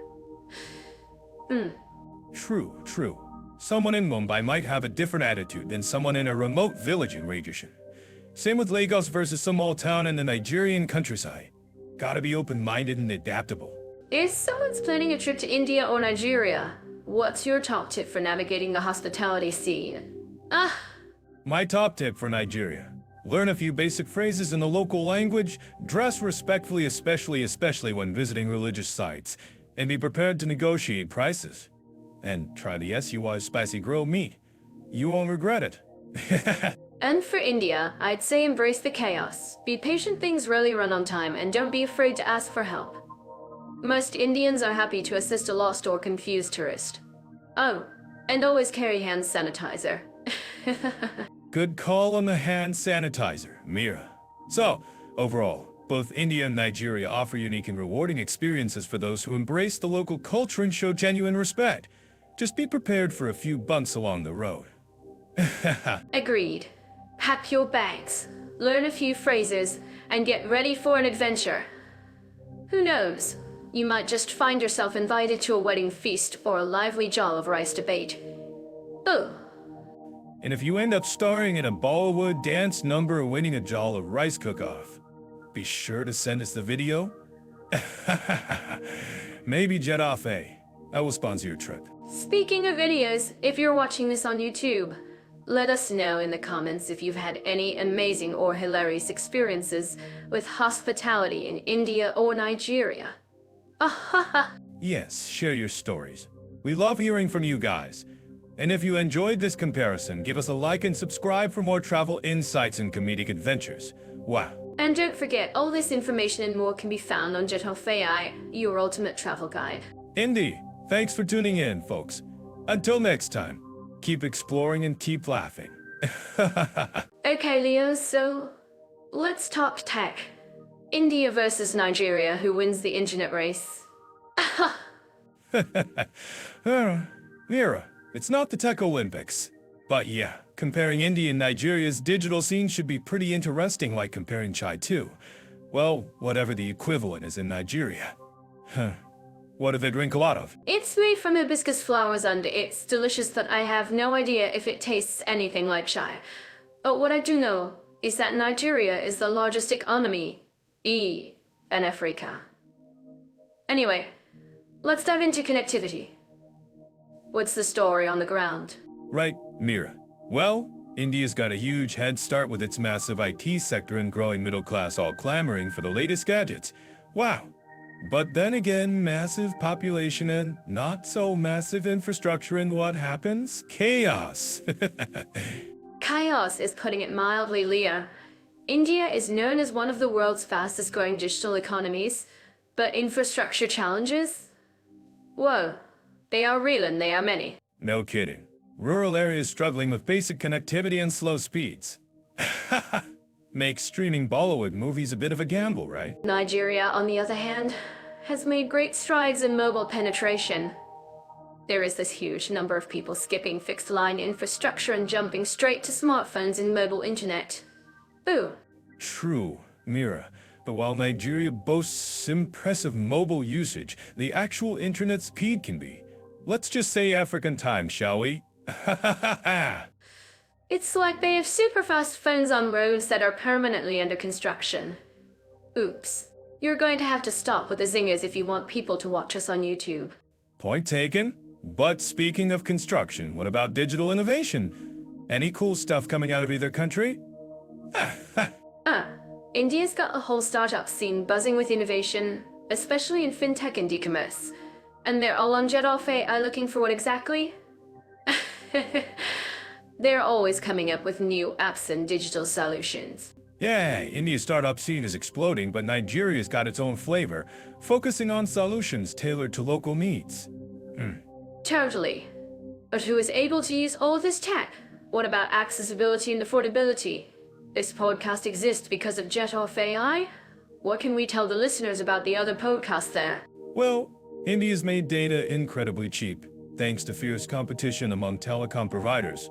It's like a data war out there. Everybody wins. That is a very good point. But that doesn't mean everyone can afford a smartphone or a reliable internet connection. The digital divide is still significant, but you know this podcast is going on YouTube. Wow. Sure, Mira, but Nigeria is also facing similar challenges and economic issues. Data can be pricey, especially compared to average income. So, accessing digital services is still a luxury for many. Yes, but people are getting creative. I have seen so many digital hubs popping up in Lagos, offering affordable access to computers and internet for young people. Wow. Absolutely, Lagos is hustling. But for many everyday Nigerians, unreliable electricity and limited access to devices remain big hurdles. Whoa. So, in the end, who takes the digital facilities crown? Is it India with its tech giants? Or Nigeria with its mobile boom and local innovation? It's more of a tie, I think. But if you want to get specific, you need Jet Off AI to collect all the data. Each country is playing to its strengths and tackling unique challenges. Both have a ways to go before everyone can truly benefit from the digital revolution. Agreed. It's a digital marathon, not a sprint. And if you like this podcast on YouTube, then you will love the like button. And you can find more info about each individual country on Jet Off AI. Oh, hello everyone, Mira here. Are you ready to dive into the vibrant world of shopping? Today, Leo and I are comparing India and Nigeria, focusing on where you can snag the best deals and unique finds. I'm already picturing myself haggling in a colorful market. Ooh. Hey, folks, Leo here. Haggling? Mira. That's your superpower, isn't it? I just picture you charming vendors down to giving things away for free. Seriously though, India and Nigeria offer some wild shopping experiences. So let's see which one offers the best bang for your buck. And maybe some hilarious stories along the way. Oh, Leo. You know I can't resist a good bargain. Speaking of which, for our listeners, if you're curious about more detailed comparisons, you can always check out Jet Off AI. They've got some great articles. Anyway, let's start with India. What's the first thing that comes to mind when you think of shopping there? Kaya, pure and utter chaos. But in a good way, of course. Seriously, I'm picturing those back markets with spices, textiles, jewelry. You can find anything and everything is negotiable. Street shopping in India is an experience. It's like an extreme sport for bargain hunters. And don't forget the textiles. Gorgeous silk saris, colorful cotton fabrics. It's a feast for the eyes. Plus, the prices are generally very reasonable, especially if you know how to haggle, which of course I do. See, there she goes again. But you're right, India offers incredible value for money. You can get tailor-made clothing for a fraction of what it would cost back home. Just be prepared for the crowds and the occasional aggressive vendor. Ouch. True. It can be a bit overwhelming, but that's part of the adventure, right? What about Nigeria? What's the shopping scene like there? Nigeria's got a different vibe. It's a bit more raw, a bit less touristy in some ways. You've got massive markets like Wanisha Main Market, which is supposedly one of the largest in West Africa. It's a bustling hub for everything from electronics to clothing. Sounds intense. So, what about prices? Is it also a bargain hunter's paradise? Definitely, you can find some crazy deals, especially on locally made goods. But you have to be street smart.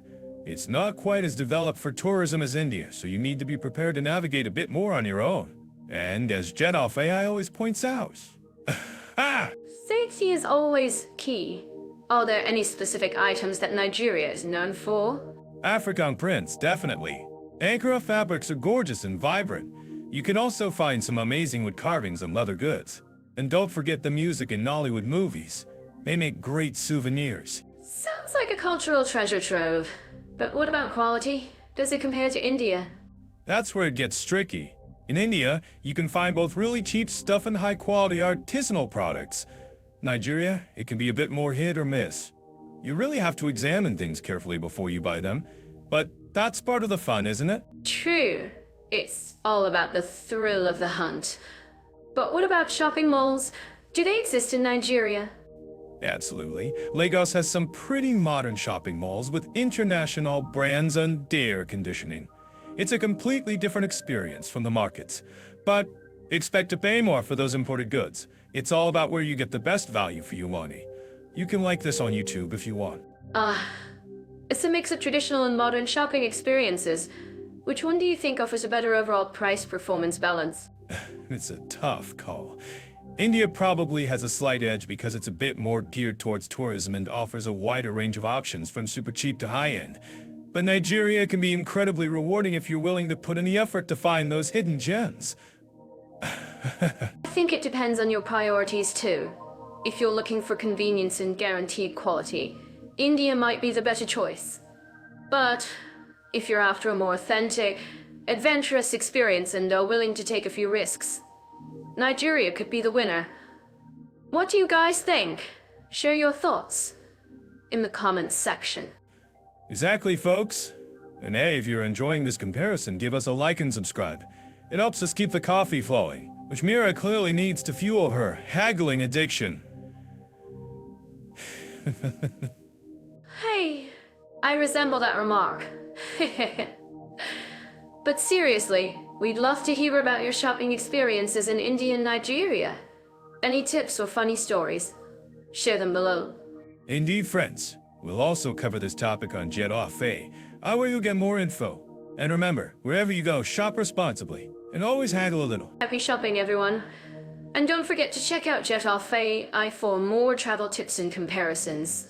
Until next time, Until next time, folks. And may your shopping adventures be filled with amazing finds and hilarious mishaps. Today, we are diving into the vibrant worlds of India and Nigeria to explore their cultural events, festivals, and concert scenes. Ready, Leah? Oh? Always, Mira. India and Nigeria. Talk about a clash of cultures. I'm picturing Bollywood meets Nollywood meets. Is that even a thing? Maybe we should make it a thing, Rio. Imagine the dance-offs. But seriously, let's kick off with India and its festival madness. It's like a party every other week. Wow. You're not wrong there. Diwali. Holi, it's a riot of colors and lights. Are there any festivals in Nigeria that can compete with that kind of visual spectacle? Nigeria might not have the same color explosions, but their festivals are rich with tradition and history. Think about the Osuno Sogibio festival. It's a deep dive into Yoruba culture. Interesting. So, less about throwing powder and more about spiritual connections. I can dig that. So, is it more serious, or are there still some laughs to be had? Oh, there's definitely joy. There's music, dancing, and a real sense of community. It's a celebration, just in a different style. People look so happy while celebrating it too. Alright. You've piqued my interest. What about concerts? India's got Bollywood nights and classical music, but what kind of sounds are coming out of Nigeria?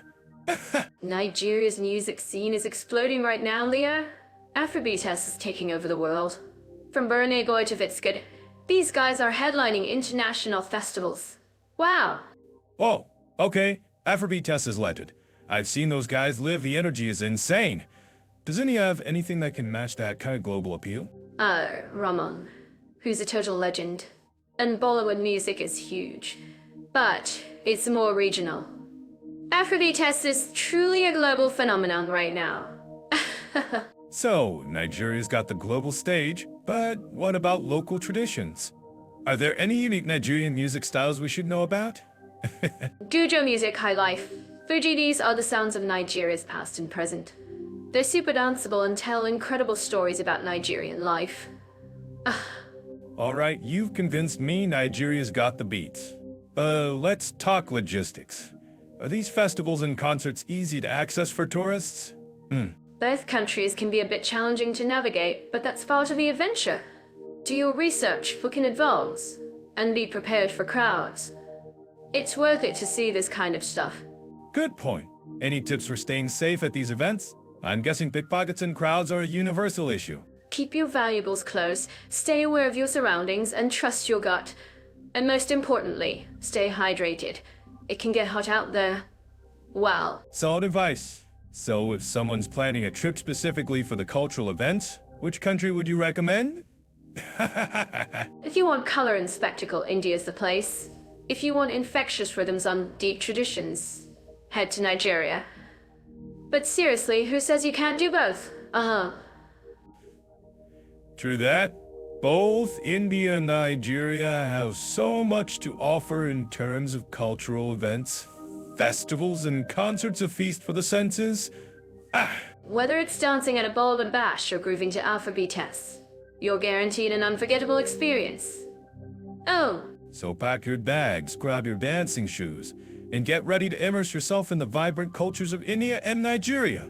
And don't forget to upload them to YouTube.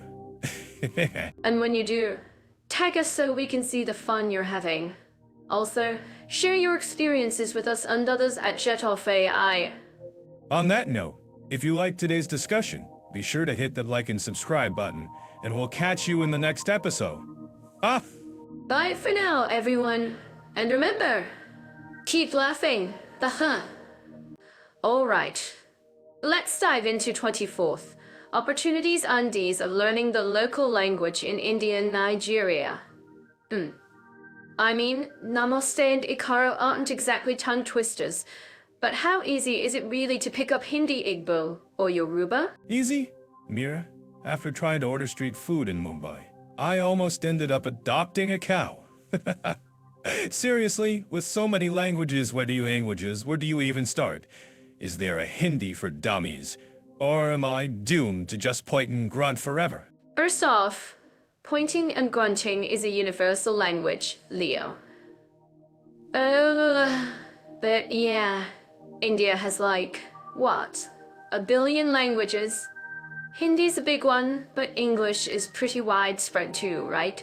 So you could probably get by ordering coffee and samosas. Getting by, sure. But if I want to understand the Bollywood gossip at the chai stand, I need to up my game. Are there language schools everywhere? Or do I have to bribe her with extra strong coffee to get private lessons? Well, since you mentioned coffee, maybe a chai bribe would work better in India. Oh, but yeah, plenty of language schools in the big cities, and tons of online resources now. YouTube's full of Hindi lessons, so you could learn while you're, spilling coffee on yourself. Good point. YouTube to the rescue. Wow, but what about Nigeria? I know English is official there, but what if I want to impress the locals with some proper Igbo or Yoruba? Are they going to laugh me out of Lagos? You're already impressive enough tripping over your own feet. But seriously, Nigeria is a polyglot paradise too. English is cool for official stuff, but knowing the local language shows you really trying. Okay, so where do I find these Igbo and Yoruba language gurus? Are there apps? Online courses? Or do I just wander into an Hollywood film set and hope they take pity on a clueless comedian? Nollywood film set sounds like a plan, Leo. You could be the token funny foreigner. But for real, there are definitely resources.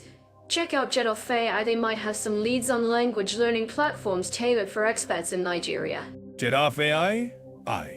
I'll add that to my list of things to check before I embarrass myself completely. Seriously though, are these languages tonal? Because if they are, I'm doomed. I can barely carry a tune, let alone pronounce words with different pitches. Oh honey, tonal languages are just a fun challenge. Ooh, think of it as singing but with words. If you can do stand-up, you can nail the tones. Trust me. Plus, messing up the tones can lead to some hilarious misunderstandings. Hilarious for everyone else, maybe. Ouch. But okay, I'm sold. Online resources, maybe a Nollywood cameo, and lots of JetOffAI research. Any other tips for conquering the local lingo in India or Nigeria? Just dive in, Leo. Ah, don't be afraid to make mistakes. Talk to everyone. Order the wrong thing. Mispronounce everything. The more you mess up, the faster you learn and the more jokes you'll have for your next stand-up routine. So, basically, embrace the chaos? Sounds like my kind of language learning strategy. Well, thanks, Mira. I feel slightly less linguistically doomed now. Oh, to all our listeners, if you've got any tips for learning languages in India or Nigeria, drop them in the comments. Maybe you can save me from accidentally ordering the goat instead of a coffee. Yes, please. We want to hear them. And if you like this and want more content just like this, please be sure to like and subscribe. Let's dive into a topic that's super important: safety and comfort for women travelers in India versus Nigeria. It's a big one, right? Absolutely, Mira. It's crucial to be realistic and informed. No sugarcoating here. Oh, both countries offer amazing experiences, but women travelers need to be aware and prepared. What? Starting with India, it's a country full of vibrant colors and incredible history, but safety can be a concern, sadly. Street harassment, sometimes called eve teasing, is something many women experience. Ouch.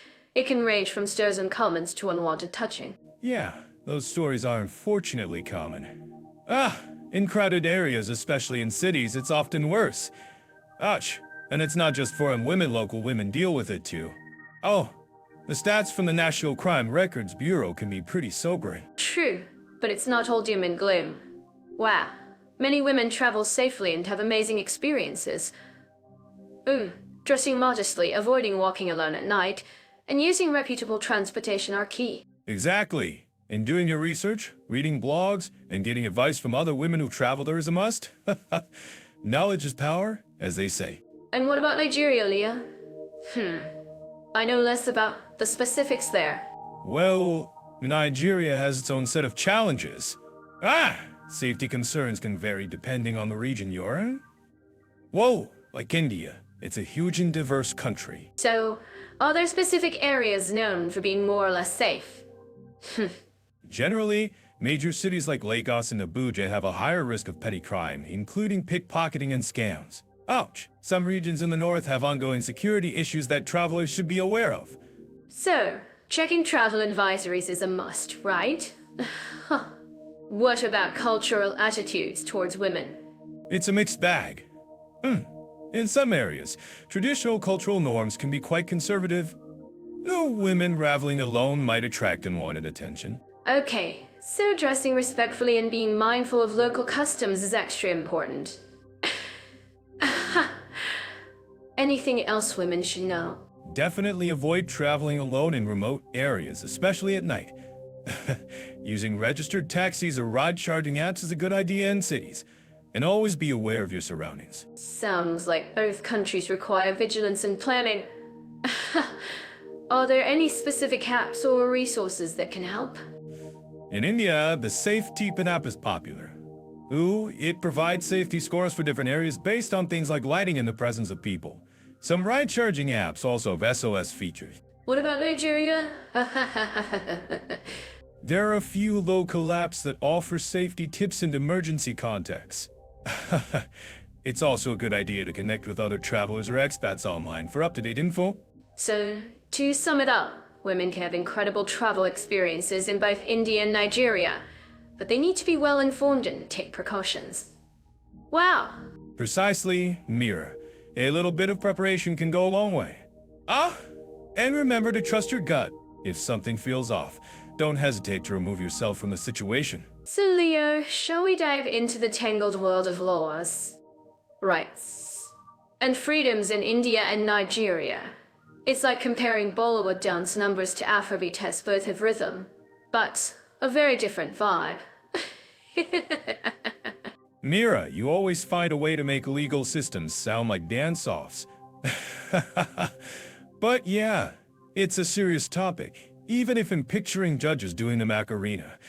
Dude, individual rights got know what you're signing up for, right? In India, the Constitution is like the holy book. Fundamental rights are enshrined, supposedly protecting everyone from the government's overreach.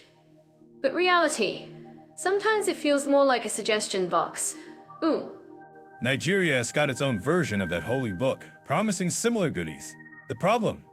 Both countries have a talent for writing beautiful constitutions that don't always translate to daily life. We were talking about implementation. That's where things get spicy. India's got a massive backlog of court cases, just as delayed as justice Wells, still delayed.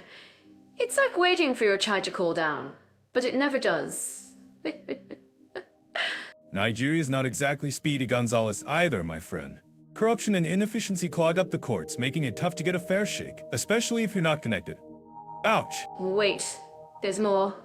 In India, freedom of speech is a thing, but you've got to watch out for hurting religious sentiments or inciting violence.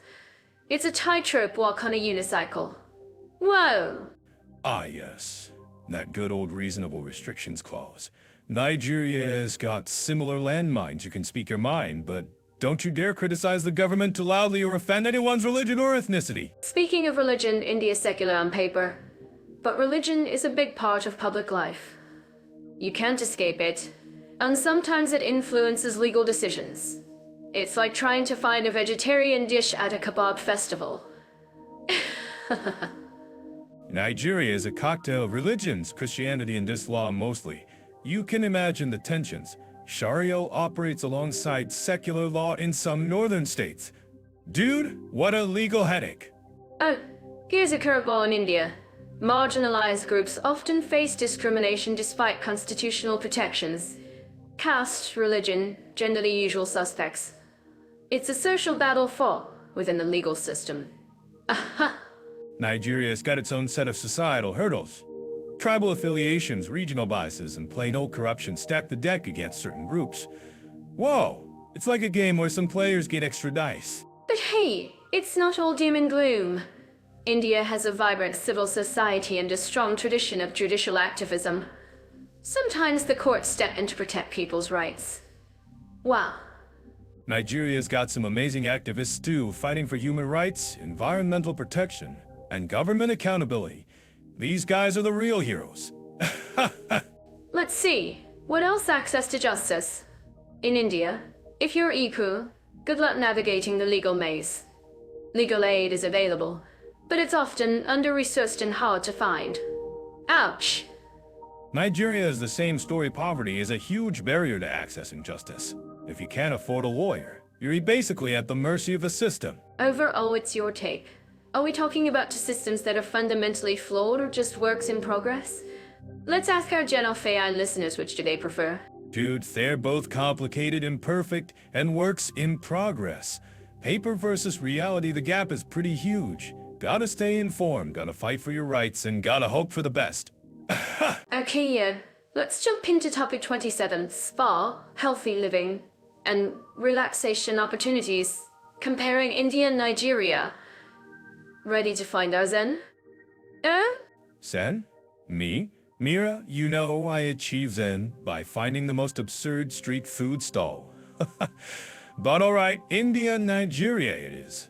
Let's see which country offers better ways to de-stress besides my personal method of laughing at life, of course. Well, India is like the original wellness influencer, right? Birthplace of yoga Ayurveda. It's practically a self-care Disneyland.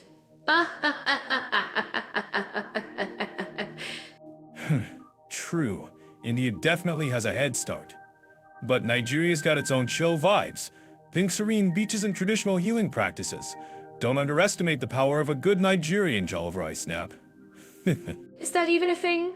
I'm picturing you passed out in a food coma. But seriously, Ayurveda offers personalized wellness plans. What can Nigeria offer in terms of spa wellness? Nigeria actually has a booming wellness tourism industry. Loads of spas and resorts are popping up, especially in Lagos and Abuja. They're blending traditional Nigerian therapies with modern techniques. Oh, okay. I didn't know that. Any examples of traditional Nigerian therapies? Maybe something involving pounded yam? Not quite pounded yam, oops, but close. Think traditional herbal baths, massages with shea butter, all that good stuff. Plus, many Nigerians still rely on traditional healers and spiritual practices for well-being. Spiritual practices? Like what? Do you tell? Oh. Well, religion plays a huge role in Nigerian life. Prayer, meditation, and communal worship are common ways people find peace and reduce stress. So, it's more about inner peace through faith. Interesting. India has that too, of course, but the spa culture is so developed. 5-star resorts offering customized evideric treatments. It's intense. Intense and probably expensive, but don't sleep on the Nigerian resorts.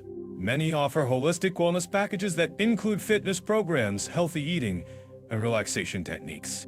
Oh, okay. And so, both have options. But what about just simple, everyday relaxation? But like, where do people go to unwind? In India, you might stroll along the beach and go or escape to the mountains in Himachal Pradesh. So many choices. In Nigeria, people head to beaches like Lagos. Beaches are always a good call. So both countries offer ways to escape the chaos. But what about the cost? Which is easier on the wallet for a wellness retreat? Oh. That's where Nigeria might have an edge. While fancy resorts exist, you can find more affordable options for local treatments and wellness practices. India's high-end retreats can be pricey. Oh, good to know. So, if you're bowling on a budget and want a unique wellness experience, Nigeria could be the sleeper hit. Exactly. And if you want to splash out on ancient wisdom and luxury, India's calling your name. Either way, it beats staring at spreadsheets, right? Totally. So, whether you're into yoga retreats in Rishikesh or herbal baths in Lagos, both India and Nigeria offer ways to unwind, destress, and find your inner peace. Though honestly, Mira, a big plate of jal of rice and unap sounds pretty amazing to me right now. Maybe I should book a flight to Nigeria for research purposes, of course. You're incorrigible, Leo. But hey, who am I to judge? Maybe I'll join you. After a bit of yoga, of course. Well, hello there, spiritual seekers and joke enthusiasts. It's Mira here, ready to dive head first into the fascinating world of faith and inner peace. Or at least try not to spill my child doing it. And it's Leo, your resident cynic and coffee connoisseur. I'm here to see if we can find some humor even in the holiest of places. If I accidentally offended deity, blame Mira. Come on now. Let's be respectful. First up, India. Ale unpractically built on spirituality, right? I mean, you can't swing a stick without hitting an ashram or a temple, or maybe just a really enlightened cow. Oh! True, Mira. India's like the Vegas of enlightenment. Temples, mosques, churches, you name it. It's got options for every belief system and more gurus than you can shake a stick at. But does having a million choices make it easier to find what you're looking for? Good point, Leo. It's like having 1,000 flavors of ice cream. Overwhelming, right? But seriously, India's constitution guarantees freedom of religion, which is a pretty big deal. You can worship whichever deity tickles your fancy, or decide that enlightenment is just a really good nap. Nigeria, on the other hand, is a whole different ballgame. It's got a pretty even split between Christianity and Islam, with some traditional religions thrown in for good measure. The religious landscape is vibrant, but also a bit of a powder keg sometimes. You can't escape any country-specific matter. Wow. Powder keg. Huh. Tell me more, oh wise and witty one. Does that mean religious festivals are more like competitive sporting events? Do they get the referees involved? I'm just picturing it now, saffron-robed guru throwing a penalty flag. Not exactly, Mira. It means that religious differences can sometimes lead to tensions. Nigeria's constitution also guarantees freedom of religion, but in practice, things can be a bit complicated. You've got Sharia law in some northern states, which can clash with the secular laws in the south. It's like two different operating systems trying to run on the same computer. Oops. Sounds like a recipe for a tech support nightmare. So, if someone wants to practice a less common faith, are they going to have a harder time in Nigeria than in India? Potentially, yes. In India, you can be a Zoroastrian, a Jain, a Baha'i, or a Pastafari, and nobody bats an eye. Well, maybe a few people bat an eye, but mostly it's live and let live. Nigeria has freedom of religion, so as long as you aren't bothering anyone, generally there's no problem. But what about the spiritual seekers who are into organized religion, Leo?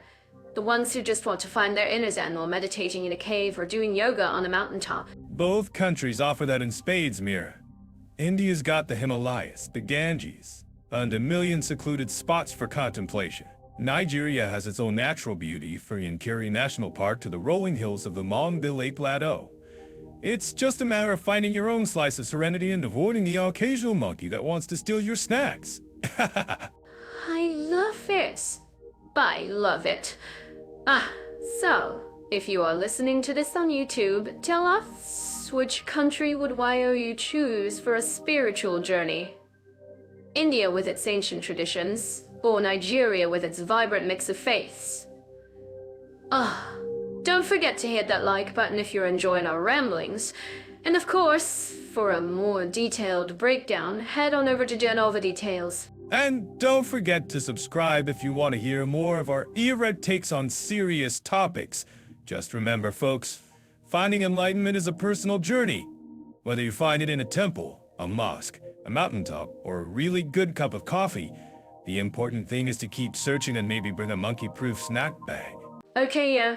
Let's tackle social equality, respect for minorities, and diversity in India and Nigeria. This should be interesting. Ooh. Dude, absolutely. Two massive countries with super diverse populations. This could be a stand-up routine in itself. India, with its billion-plus people, has a mind-boggling mix of religions, castes, languages. It's like a human rainbow. Wow.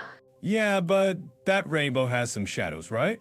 The caste system is officially outlawed, but still a huge factor in daily life. I mean, seriously. It affects everything: marriage, jobs, even where people live.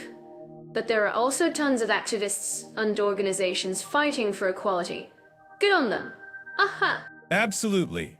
And affirmative action policies called reservations try to level the playing field for historically disadvantaged groups, but they're also controversial. Some say it creates new forms of discrimination. It's like trying to untangle a plate of noodles with chopsticks. Whoa! Speaking of noodles, let's slurp our way to Nigeria. It's got over 250 ethnic groups. That's like a United Nations of tribes. And each group has its own language, customs, and traditional rulers. Imagine the family reunions. Oh. And religion is a biggie too. The North is mostly Muslim, the South is mostly Christian. That can lead to tensions, right? Yes. There have been clashes and conflicts over religious and ethnic lines. But there are also efforts to promote interfaith dialogue and understanding. Every little bit helps, I say. Speaking of help, Nigeria has a constitution that guarantees freedom of religion and expression. But in practice, Some states have adopted Sharia law, which can clash with human rights, especially for women and LGBT folks. Oops. so neither country is a perfect paradise of social equality, respect for minorities, and diversity. But both are working on it, in their own messy, complicated ways. And that's the key, right? The effort to get better? Ooh. Exactly. And as content creators, we have a responsibility to shine a light on these issues. Maybe even crack a few jokes along the way. Jokes with a purpose. Like reminding everyone on YouTube, if you like this podcast, hit that like button. Okay, bye. Well, okay, Leo. So taxation, retirement, and social rights for long-term immigrants in India and Nigeria. Ready to dive into this bureaucratic jungle? Ready as I'll ever be, Mira. I mean, bureaucratic jungle sums it up perfectly. It's like a stand-up routine. The punchline is always more paperwork. So, in India, if you're planning to stay long-term and, say, open that little chai all you've always dreamed of, you're going to need to navigate the tax system. It's a progressive system, but the rules, well, let's just say they're as twisty as a Bollywood dance number. Twisty indeed. Nigeria, on the other hand, also has a progressive tax system, but with its own unique set of challenges.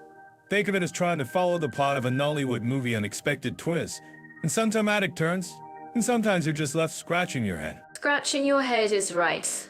Now, retirement. In India, if you're working, you'll likely be contributing like the Employees' Provident Fund. It's supposed to be your golden parachute, but sometimes it feels more like a paper airplane. A paper airplane that might just nosedive. Nigeria also has its pension schemes, but navigating them can be interesting. It's like trying to find a decent cup of coffee in a new city. You might get lucky, but often it's a gamble. Speaking of gambles, let's talk about social security. In India, benefits vary widely, and access can be patchy, especially for those in the informal sector. It's like relying on a rickshaw in Russia, unpredictable. Oops. And in Nigeria, accessing social security can feel like trying to find a signal in the middle of nowhere. The system exists, but its effectiveness? Debatable. Think of it as a mirage, you see it, but can you actually reach it? So, for both countries, for any long-term immigrant, do your homework, get a good accountant, learn the local lingo, and maybe carry a four-leaf clover for good luck. Absolutely. On maybe a sense of humor, Mira. Maybe a sense of humor, Mira.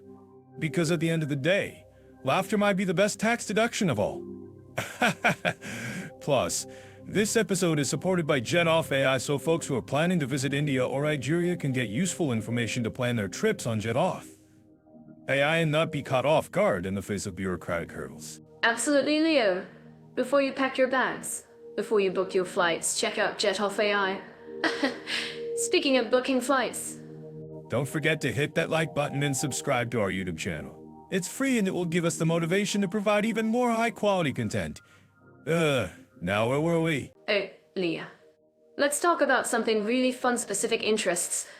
India and Nigeria, how do they cater the quirky and the passionate? Oh.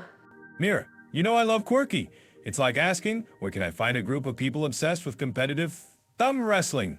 Seriously, do they exist in both places? Well, maybe not thumb wrestling, but India, with its billion-plus people, has niche communities for everything. Bollywood dance flash mobs anyone. Wow! Nigeria, though, it's got that entrepreneurial spirit, right? I bet they have super specific business networking groups.